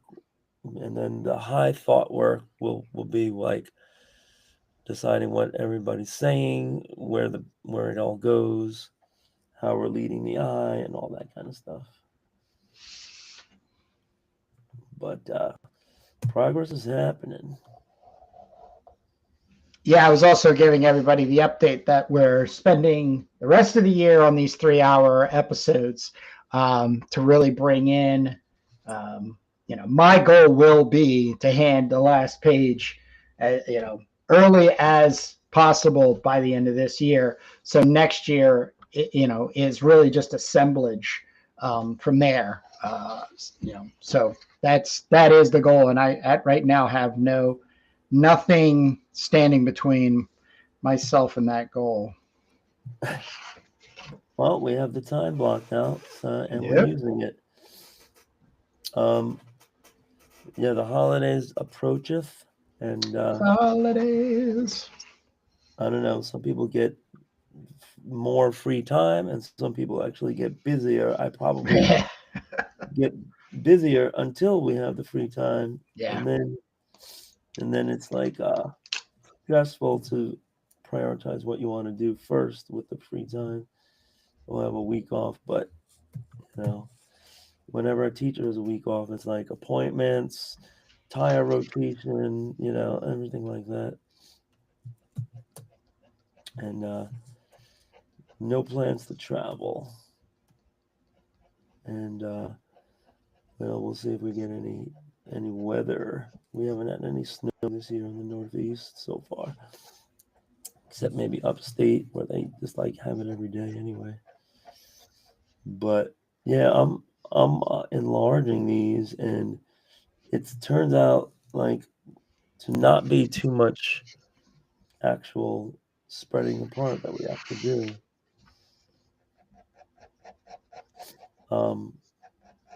But this is going to be helpful because there's never enough room for word balloons, I think. And narration panels and all that. We can just have a narration out of nowhere. The Duke is kicking open the door, as you can plain as any butt effing moron can plainly see.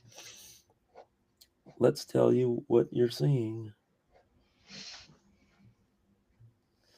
And some of these I'm just splitting the difference, and we'll fix it up when we need to. But I'm trying to stay loosey-goosey, so it was worthwhile for us to argue all over this, how we're doing this last week, because we got to the point where it's like, we don't want to stop you from doing what you're doing, but I also want to be laying in the word balloons. So everything's going to be subject to, final tweakage at the very end. And Matt King wrote me a comment, and he was like, "Oh,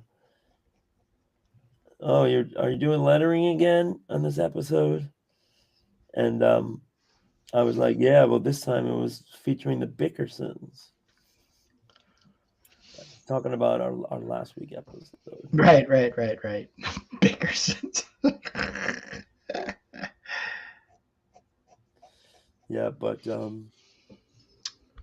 that's all happening. And pray tell, what is going on in the world of AI that you're seeing? Because I've been seeing some crazy stuff. Like, when people are just posting things now, you can see they took the time to flip over to Sora 2 or Grok or some program like that and make a, an imagining of what they're talking about in AI, Yeah.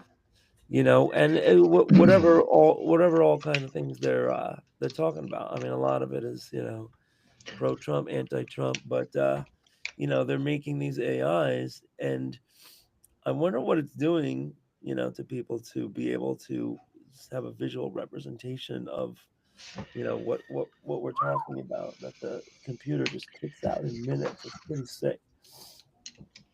Well, if you can control the imagery, the narrative is all yours.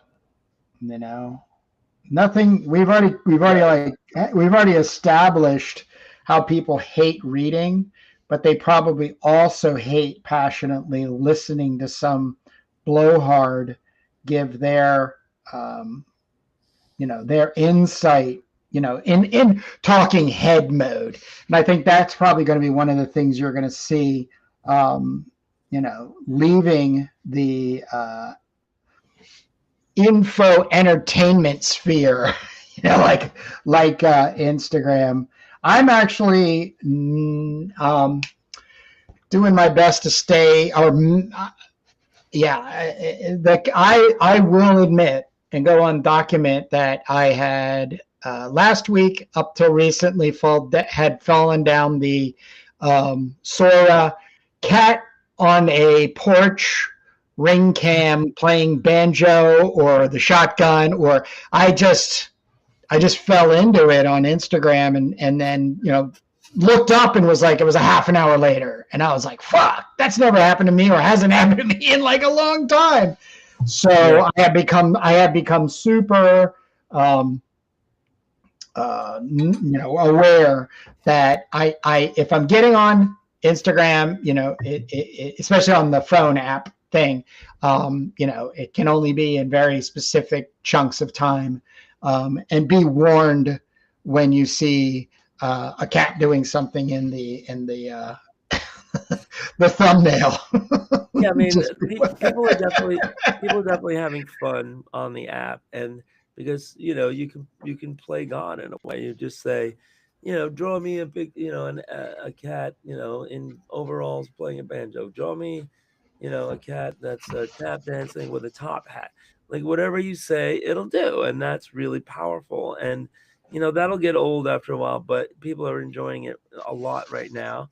And they're also doing it, with their political arguments, like, show me a member of Congress, like on a toilet bowl, or else, show me, like kneeling to the crown prince, or, all these kind of like illustrations, like editorial cartoons are coming alive, right? Wow, that's a really good way of putting it, Jake. Yeah. That's a really good way. But, there's a lot of talk about really not trusting media at all, because I showed my wife these cat videos, and she was just, she was losing it just as much as I was. And she goes, well, I don't understand. Like, how did they do that? And I said, well, they did it in this program called Sora. And it literally was a 5-minute discussion, or I don't know what you would call it, but trying to get her to understand that everything in the video was manufactured by AI. And she's like, yeah, but that woman, she just shot herself coming out of the front door. Nope, the woman's is AI, and she does not exist. And she's like, what? No. And she just kept like arguing with me. Well, she just didn't believe it, and she just didn't have any recognition towards it. Yeah, she exists in the sense that she's an amalgamation of references that the computer has been collecting.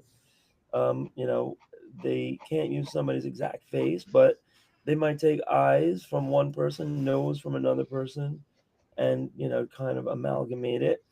And then the motion that the person is doing is probably taken from a millions of crazy ladies coming out. Yeah, it's called seeding, right? When they use a seed, right? And they just they change one character to the other character, use the same motions. They've done that in animation from time immemorial. That's called rotoscoping. And then you just get the kind of unpredictable part where humans are just challenging the app to come up with all these creative iterations, and they're having a lot of fun because the humor, the good thing about the internet is like how snarky everybody is and how funny it is, when people are just like, humorously, scathingly biting, commentary. Well, they're jerking your chain just to try to get a rise out of you. That's just always been, the way we engage each other when we're trying to call things out or establish a narrative. It's like get your goat. Like, say something nonchalant and people are like, fuck. Like, all right, gotcha. Hey, Kurt, gotcha. You see that page you're on right there? Yeah, I do see the page. I wonder if we might have to do an intervention. I noticed that these like plasma balls are being shot at the Duke. Right in his nuts. And there's one of them that's going right to ground zero. I've been waiting for you. I remember when I saw the page, I was like, well, there's going to be a conversation between Jake and I. Right. Well, here we are. Do you think we should move that up, down? Well, up, so in all seriousness, that has to go away because it disrupt. We're not trying to be funny, or we're not trying to hide anything in a layer of humor in our turbo and end of the world timeline arc. You know what I mean? Like there's just nothing there, so it can't be there for somebody to come across and be like, this what the So, but what's your take? I'm only half of the decision making. So, well, it would be very easy for you to just black that all out. Oh yeah. But on the other hand, if we lasso it and just move it down his thigh so that it's. Well, I can't. There's going to be so many things that I'm going to do that I can't. It's just way too much construction work for you to handle later, and it's a waste of time for me to, it's just I don't think it has anything. So I'm going to black it out right now. Okay. Yeah, it's kind of an odd thing to see like a blast ball like that. Yeah. Now I can add like one just coming into the frame, so it looks like it's.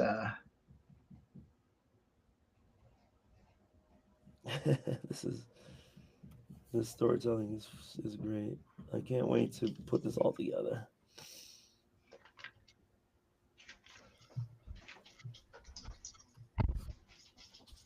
I'm on page 8 now and saving. I'm going to open page 9. You bang? Is someone banging on your side? Yeah, there's something going on in my house. Okay, sorry. I thought somebody was knocking. I had headphones on, so I was just trying to see if somebody was knocking on my front door. Don't want to ignore my neighbors. It's the Grim Reaper. No! It's my time already, sir. But it's Christmas. Okay, page 9. Yeah, this is an interesting way to work when I think sometimes they would credit it as like breakdowns and then finishes, right? In different. Yes. Finishes is definitely like when I say oh, well, here's something. I'm asked a lot in the way of like, what work did you do like back in the 90s? Yeah. And I really don't have a lot of credit for my name on stuff, which was kind of my own fault. But when we were spending time in New York, I had that comic book company, Dark Fantasy. I was working for. There's one story I penciled and it got inked and put in. Then there was like a couple stories I'd done and they never got in. Did pinups and stuff, but the majority of the work I was getting paid for was like finishing work. Uncredited. And it was then uncredited. And to be honest with you, like it happened so fast that I can't even remember what it was and what it, you know what I mean? Like I've actually tried to look through the catalog of Dark Fantasy books, and nothing like springs to mind other than the one vampire story I got to pencil. But I made a lot of money and did a lot of work in the 90s, finishing people's work. The other thing too is like I made a lot of money doing that for websites. I remember putting on a eBay auction. I think it was $25 per page, and I'd finish your website. And I had two companies jump on it outside of. They tracked me down, came through my website, which was Kurt 5 at that time, and my I still have my my profile name on eBay is Kurt 5, but it's KURTFIVE.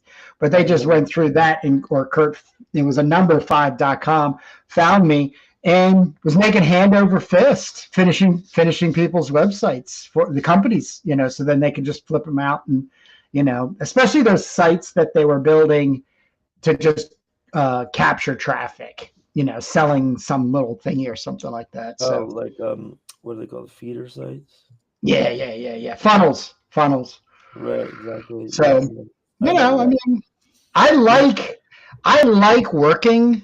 Like I love working, but I even love working with other people.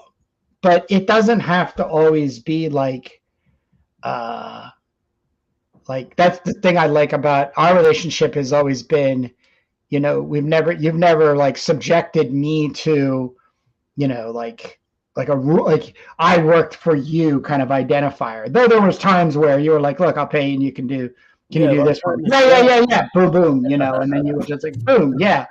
But when it got down to, just getting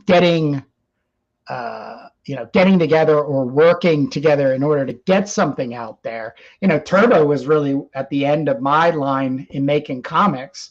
And of course that's 2001. And, I mean, that's just it's the way life is, Yeah, there's all different models, but there's nothing like collaborating when two people are putting their energy into something for a good outcome, and because you're both like invested, and you're hoping to get the multiplicative effect of two people's efforts coming together. And sometimes there's been a lot of arrangements where I think Frank Miller was the client. He was hiring Jeff Darrow, right? Stuff like that. I think, I mean, I everyone all went through Dark Horse.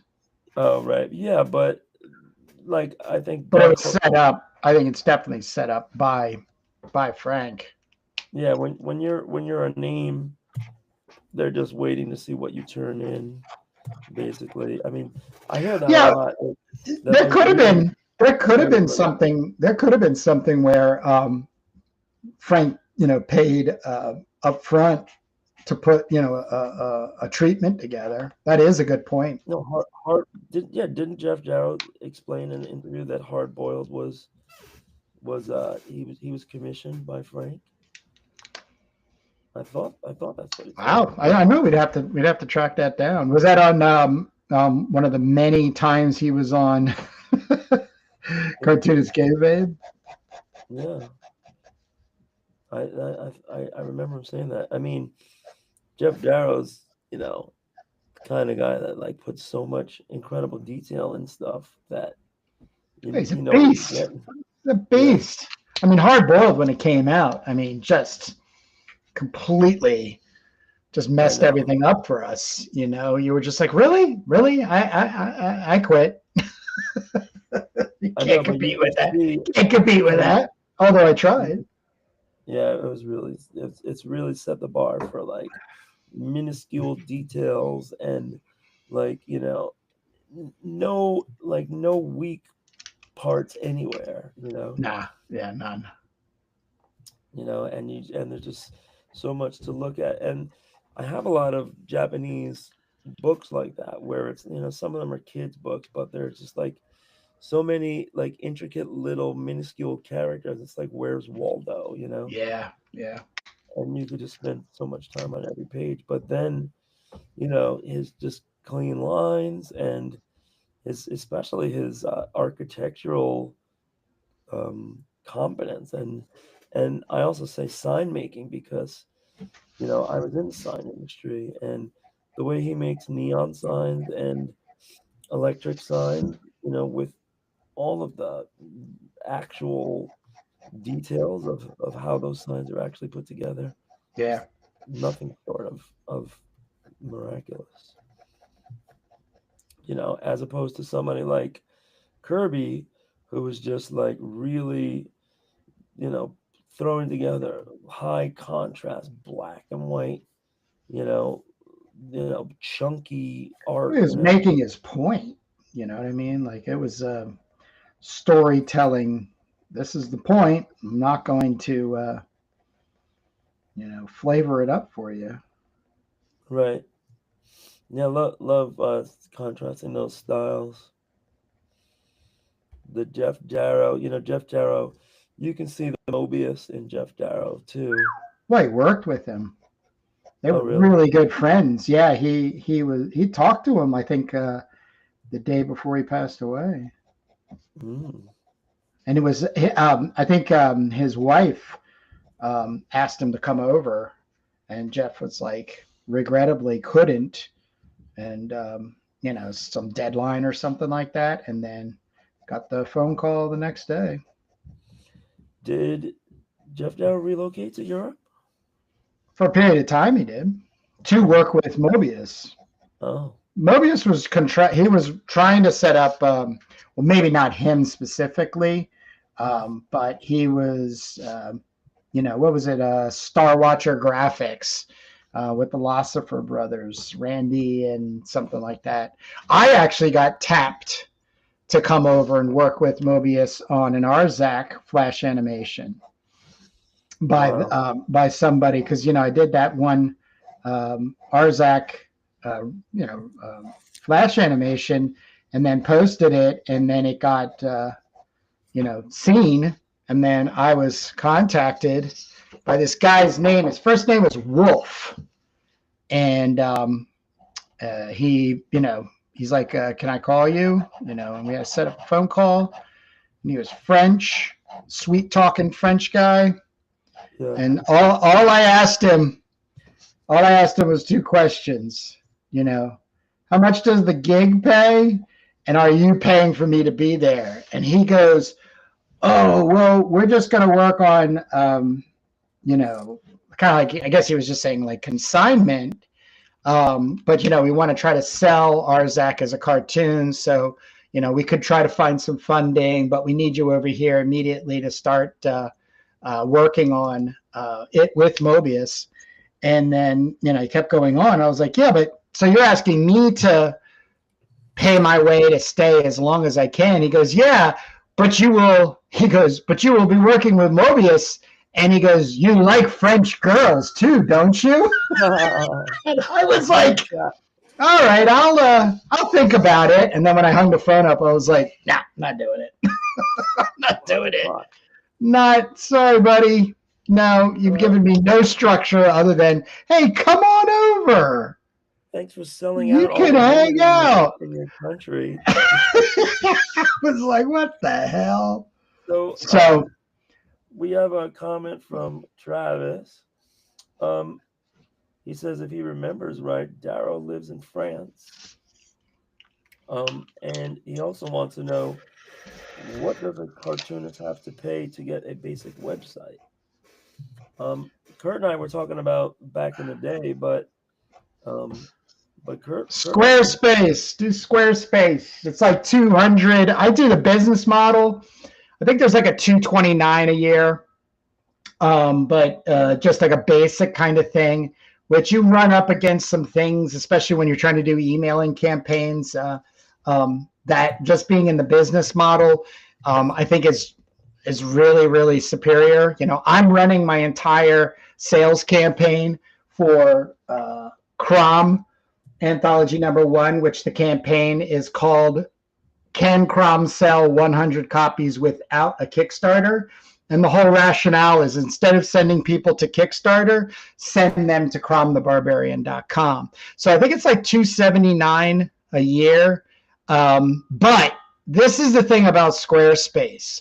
Super secure payment methods. So if you want to operate a website, you're going to want to sell things. But the biggest thing is security holes, especially like WordPress and Wix and these other like free websites. They're not paying for that top-notch security parameters. So with Squarespace, you're getting that. The other thing too is, and I'm not lying when I say this, I've run into problems, especially when I was moving from WordPress to Squarespace years ago. It was like 2016 or something. I contacted tech support with questions.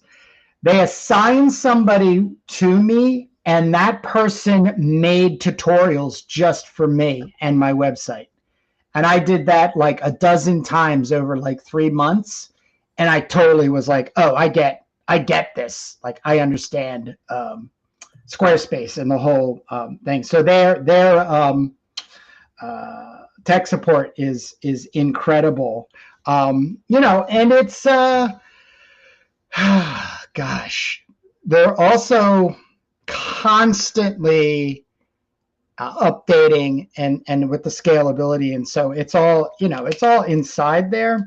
But yeah, I don't have anything bad to say. Yeah, if you're trust fund baby, you could just hire Kurt. He'll do it soup to nuts. If you're a trust fund baby, yeah, I do it. I actually have done that for artists. Right now, I'm, you know, not really doing it that much anymore because I did such a good job. They're doing it for themselves, which is completely the design for it. It's a good service if you can just get them set up and then Oh, I can. Oh, yeah. One of the really cool features, I think most web hosting services, you know, they have this, but I'm an admin for like 5 clients still. Yeah. So I still get notifications, and then, you know, I can always, like, if my, you know, renew the domains and stuff. Yeah, that sometimes, but just like, you know, kind of like quirky things and everything, just to keep things, you know, together. Or like one of my, he's now a really good friend, Matt Stawicki. He ended up wanting to kind of like redo the website or condense. That's what it was. It was condensing, because he did have a programmer that held on to his website and you know, did things for art trade, and he wanted to get out of that. So he contacted me. Well, we were together hanging out for a lunch, and so he made a you know, like a remark about, you know, hey, you know, what can it take to? And I was like, well, you know, right now I can see everything on your website because I'm an admin. So if you get anything tricky, sticky, just text me. And, you know, we did that like, I don't know, 3 or 4 times, and before you knew it, you know, it was all done. And he was like, wow, I took nothing. He thought it was going to take weeks. I was like, nope. So there is a benefit for having somebody like me at the other end, you know, just for that kind of like, tech support, if you will. But Squarespace has an amazing tech support, so you're not stuck with a can of shit. Yeah, good to know. But I believe wholeheartedly, if you're a creative person and you do not own your website, you are going to run into huge problems come very, very, very, very soon, especially with these platforms, especially what we just went through in your shit getting scraped and consumed by these AI models and everything. One of the things that Squarespace has is it can cloak your website from scraping.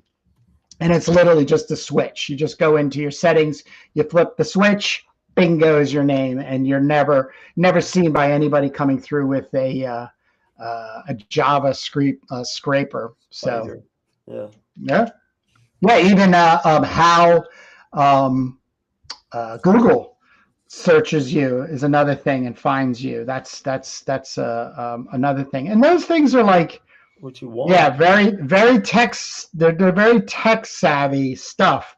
But somebody like Squarespace, they're making it so it's easy. They're making it so. And if you need help, then you have them. You have the help. So all for the low price of, was it like 20 something a month? Yeah, I mean, I just pay the year because you get it cheaper. It's like I think $279. Not bad. But you need to just go over and check out, what it is you need and what you're willing to pay, and then give it a whirl.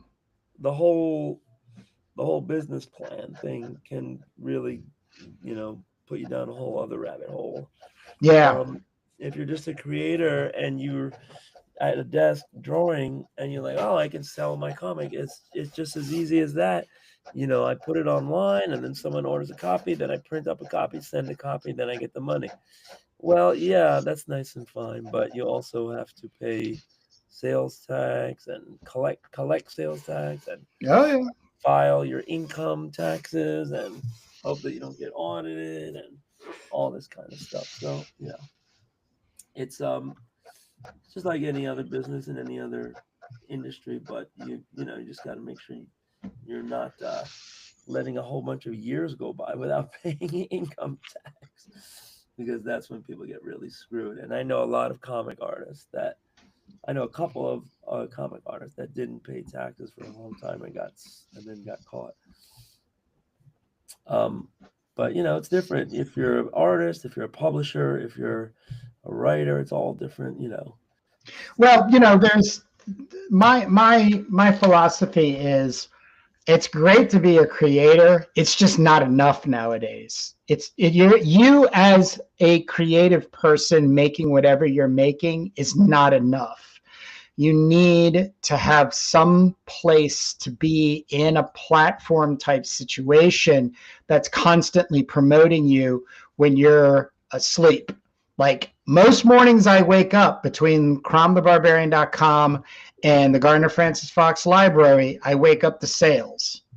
So, and that's how I partially sustain myself. And I had set all of this up prior to going forward. Also, too, every time somebody makes a sale, they can opt out of the newsletter. It's a panel that'll come up. It's all for the way designed in Squarespace, where you can uncheck the box and say opt out of the newsletter. Most people don't, and then they'll receive something from me once, twice, maybe 3 times a year. But I will say this: if you really want to start somewhere, start with Substack. I'm still a big fan of Substack, and I think it holds right now some authentic genre group banding together capabilities. And I also want to commend my partner Jake here with all the time he's been spending going live and talking and making things happen over there, especially the after show he does on Sundays and kind of winds down.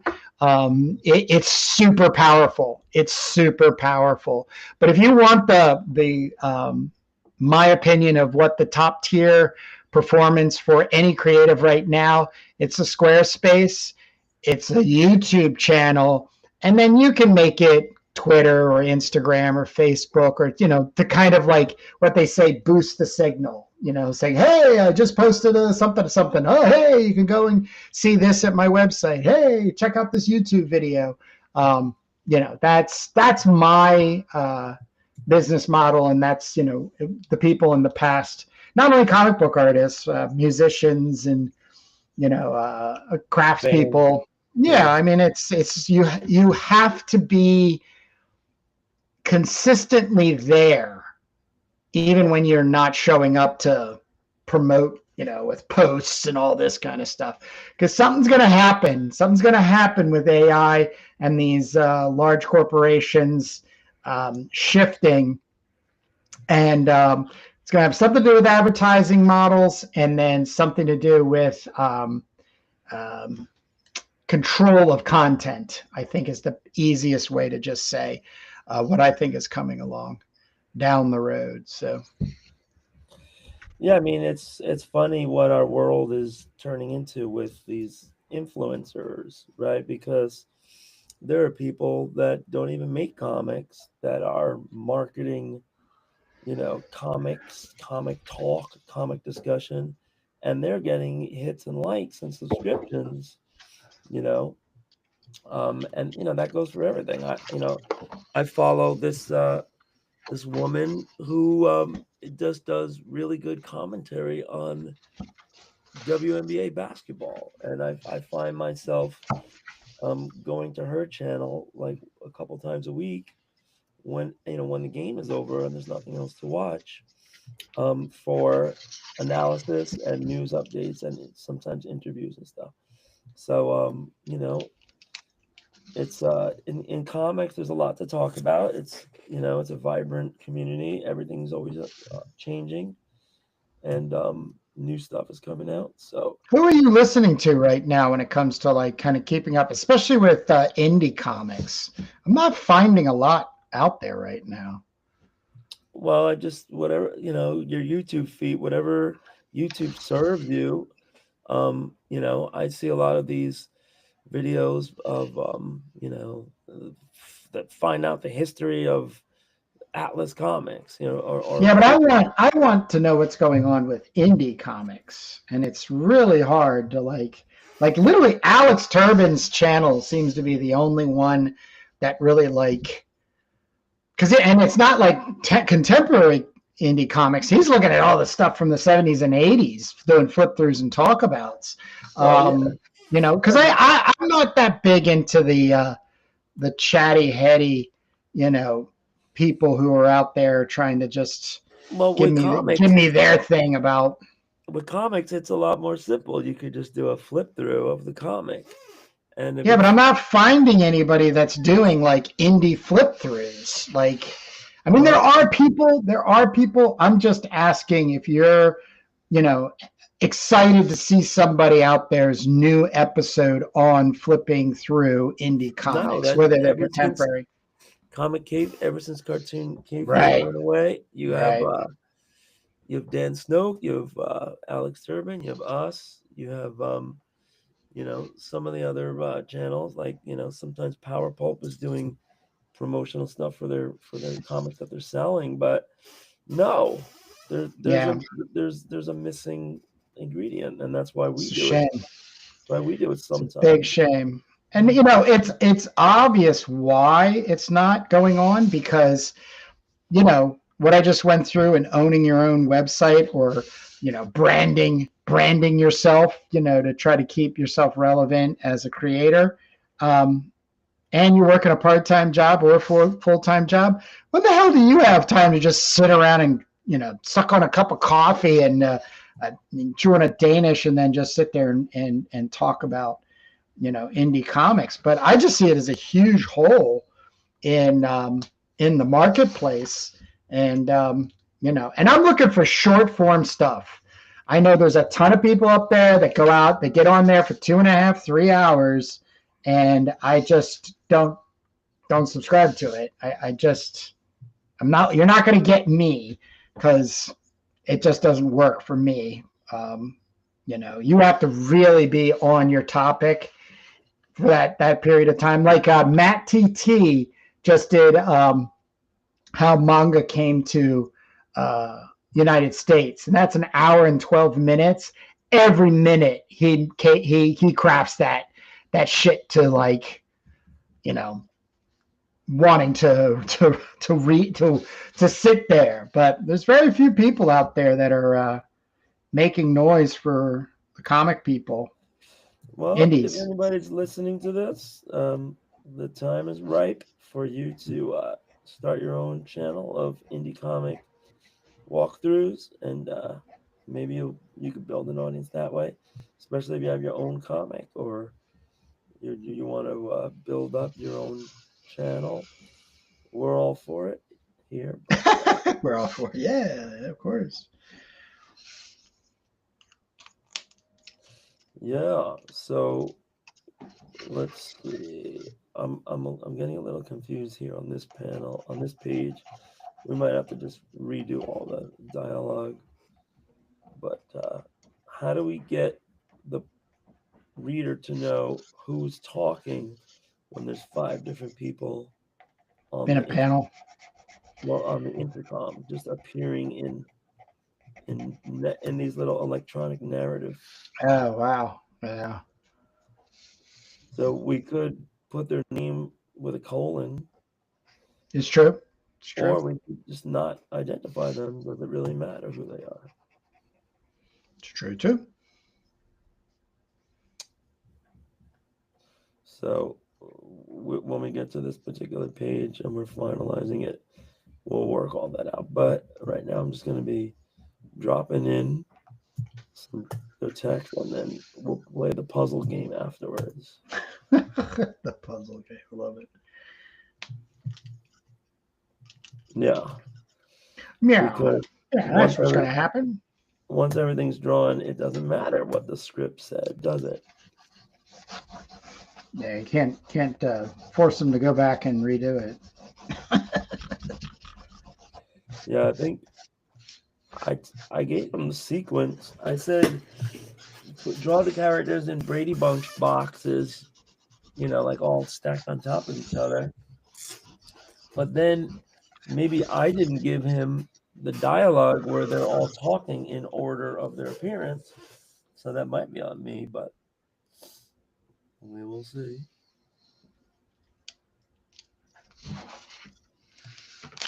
Well, as we work all this out. And I'm just going to be leaving the person's name and the colon in for now.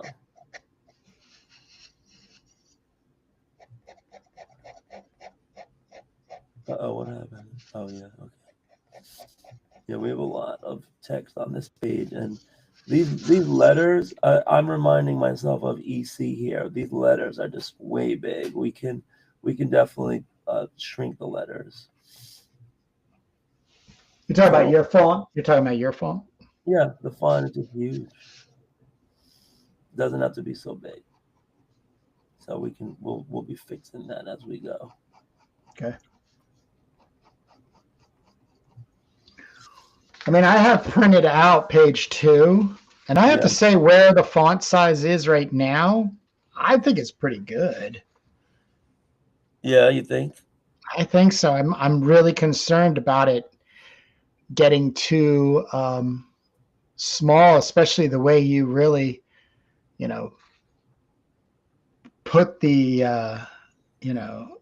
time into, the letting between the letters and the spacing and I don't know.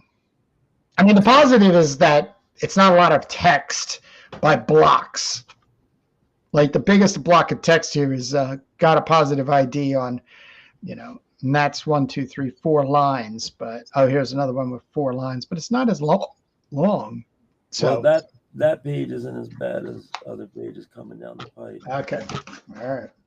So yeah, we're gonna have to figure this out. But that's the good thing about spreading all these panels apart. We're gonna have plenty of room.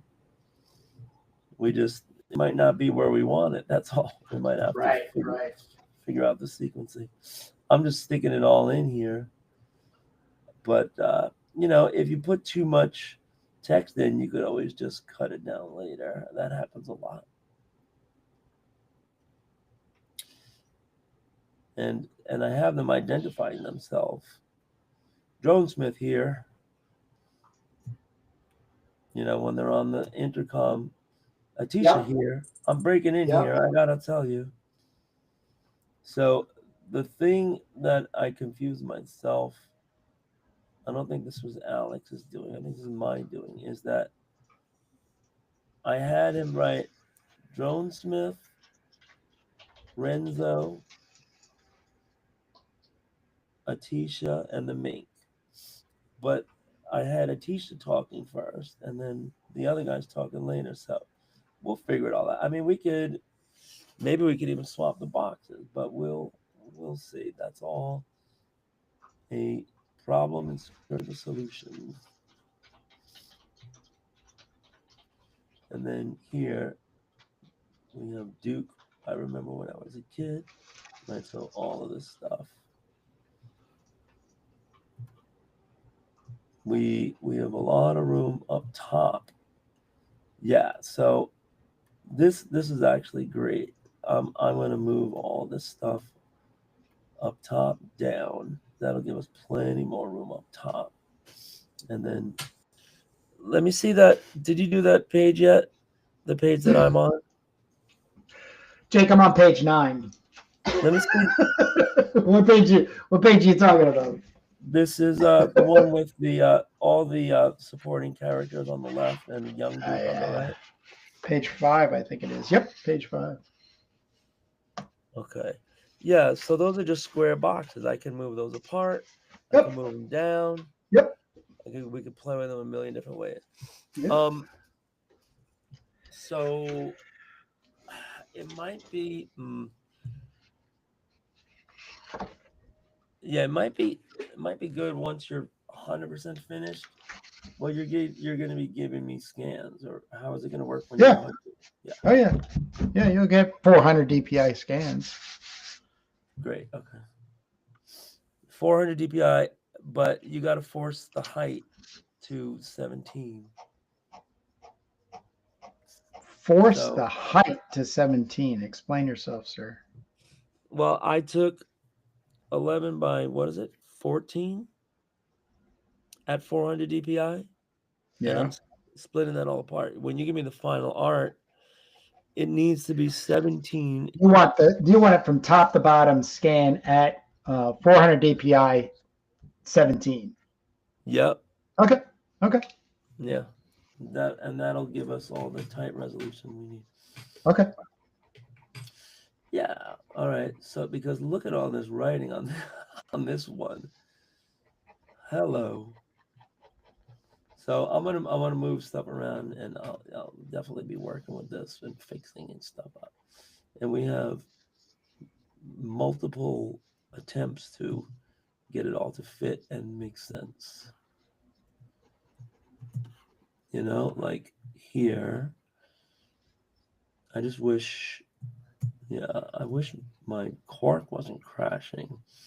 My Quark is crashing with this. So once we, I'm not going to need Quark. Once we convert the lettering to the EPS, I'm not going to need Quark anymore, and I can do whatever I want with the Photoshop file. So I'm going to be lassoing stuff and moving stuff around and putting the final touches on it after you're done. Cool.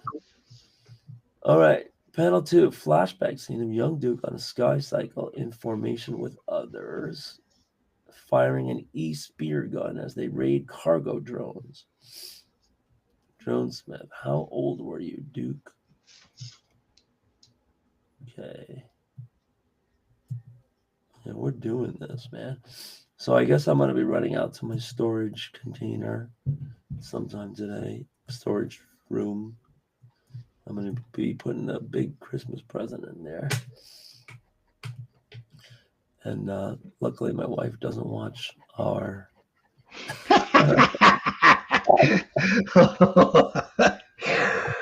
Yeah. She's It's a getting... good thing. There's these new barbecues that are like all the rage. They're called Blacks, I think, and they have like more of like a grill surface, like a griddle surface on the top. Oh. Yeah, so it's not like the bars. Oh. Yeah. It's very high end, like restaurant. Yeah, well, the whole thing with the whole setup, I guess it's propane and everything. It was only like not even $400. You guys big grillers? Sure, but not up here. She's gonna be doing this in Florida, I suppose. Oh, you're driving that down? Yeah. Ooh. When do you leave? I'm not going. She's going back in January 23rd, I think. Oh, I see. She's not okay. Yeah, she's filling in her old. Oh, that's right. That's right. She's gonna do. She was too damn good for her to leave. They pulled her right back in. Well, the guy got sick, and that she replaced, and he's coming. So he's finally coming back, which is good news for everyone. That is good. Yeah. But she covered for him the last 2 months of the school year last year. Oh. And then the whole first half of this year. So, and of course that's when Don't Say It. Muhabs. Yes, we relive it every day. I'm just reading the dialogue that we wrote. They're the Duke brothers are going to be sensitive about the death of the brother of their older brother. We don't say it, Muhabs. We relive it every day. We know, don't say it. All right. Panel 3, show cargo falling out of the drone sky train cars as the Sky Cycle Rider brothers blow them off course. Distant explosion in background. Yeah, I'm just doing a pretty good job of the storytelling here. I don't know if, my instructions or my descriptions are super tough. I know that one he was saying was super tough. They might be a little esoteric. Yeah. That's always a consideration. Yeah. I know. I have my vision, and then you also have the way you phrase things too. Like we said, lasso. Like, what the fuck is that? What am I supposed to do? Like, make a lasso and then electrify it? Yeah, but then you hear that from your client boss, whatever, in the real world, and they say, make it up. You're the creative one, and then you do, and you're totally psyched about it, and then you show them, and they're like, nah, that's not what I was thinking. Do it again. Or why not do it this way? It's like, why not have that fucking conversation now? That was always a thing that bugged the hell out. It still bugs the hell out of me. Nah, go ahead. You're the creative. Oh, yeah, I am. Yeah, I got this. And then, that's not what we're talking about. You're like, really? Trying to pull your power control? The E-Lasso, I think we used in Turbo already. Oh, that was the good part. E-Lasso or E-Lash? E-Lash. E-Lash? Oh, that's the next 6 pages when she comes running out of the okay. I don't have them near me. But hey Jake, it's 12:53. We're coming around the 3-hour mark. I don't know about you, but getting hungry and thirsty. But we'll take the next 5 minutes and close down shop. Anybody who's still in the chat. Yeah, we got 3 people over there. Travis said there was a guy, Kevin Strange, who did that. Hasn't posted a vid for 11 months though. Is that something referring to what? He would do normal comics, then had a video creator mailbag where okay. Kevin Strange. No, never ran into him. Yeah, I mean that's the other thing too. I don't know how many people I ended up really falling in love with on YouTube and then disappear. Well, let's follow up on that. I'm gonna make a side note, and we're gonna look that up. I'm definitely going to. Thank you, Travis. With a name like Kevin Strange, it's got to be good. Ain't that the truth? And what else? It says he would do comics, and then he had a creator mailbag where he would flip through indies. Okay. We're making news of it. We got some homework to do. Kurt, I got a quick note here. You see where I am on this bottom panel? Yeah. So this I filled it in black. Page 5. What, the silhouette of the guy? Yeah, it's solid black. Oh, it's because we're gonna be doing knockout type, right? I would assume so. Great. Okay.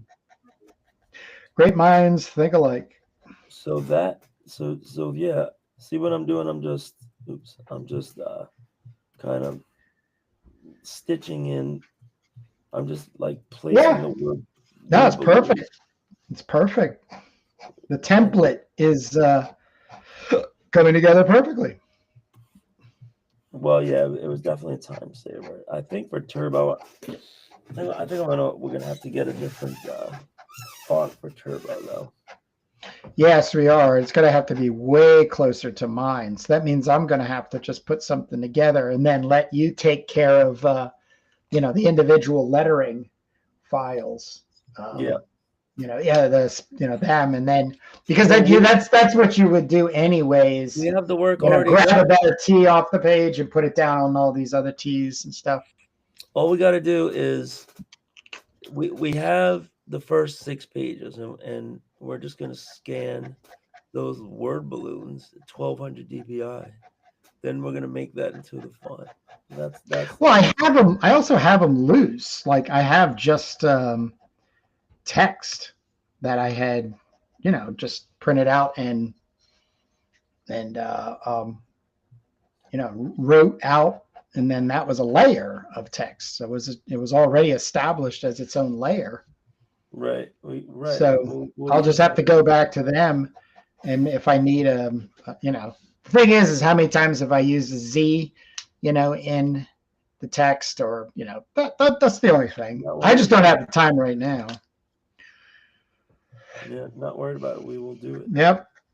When we get back to the Turbo pages for Turbo. Oh, I do want to say this online. I'm not handcuffing you to it. But because IC3 is in September, we are going to want to see how well we can navigate, especially using summertime better, as we haven't been able to do in the past, getting Turbo Pit Fighter #1 done for IC3. Oh, brother, really? It's total suggestion. I just wanted to. I was thinking about it because somebody sent me a comment about pre-ordering Crom Anthology, and as a matter of fact, I think it was you, Travis, unless there's another Travis, but wanted to hold off buying a copy of Crom Anthology, which is totally cool, until IC3. And of course, now that IC3 is all the way in September, that's a pretty long wait. I might even I'm planning on having Crom Anthology #2 done by IC3 in September. So I'm already putting my schedule together, for definitely deadlines and stuff that I'll announce in January. But I am the first one and the last one to constantly remind myself that we are only on Sundays. We've given ourselves this breath of air where it's only 3 hours of working. I'm on page 9, which means when we hit the ground running next Sunday, I will only have 2.5 pages to finish doing this, but I will already have these pages scanned at your request, and then I will be able to move from these 3 pages to these pages in doing my liquid masking technique. So I'm doing very well on what I would feel is utilizing the 3 hours in order to push through on Alex Turbin's pages for the Duke. But other than that, Jake, I thoroughly enjoyed today, especially having Alex on. I just want to take one last moment to say that tomorrow morning, I will be putting Crom Anthology #1 into the wild world. 256 pages, black and white, magazine size, all about sword and sorcery, like those in the Savage Sword. Got to mention, where is he here? Oh, there he is. Got Ken Landgraf in here. Already starting to lay out the next 4, maybe 6 pages I'll have for the continuation of Crom and Gervanus. But man, I am so proud, not only of myself, but the creatives that I worked on this, and they're just professionalism.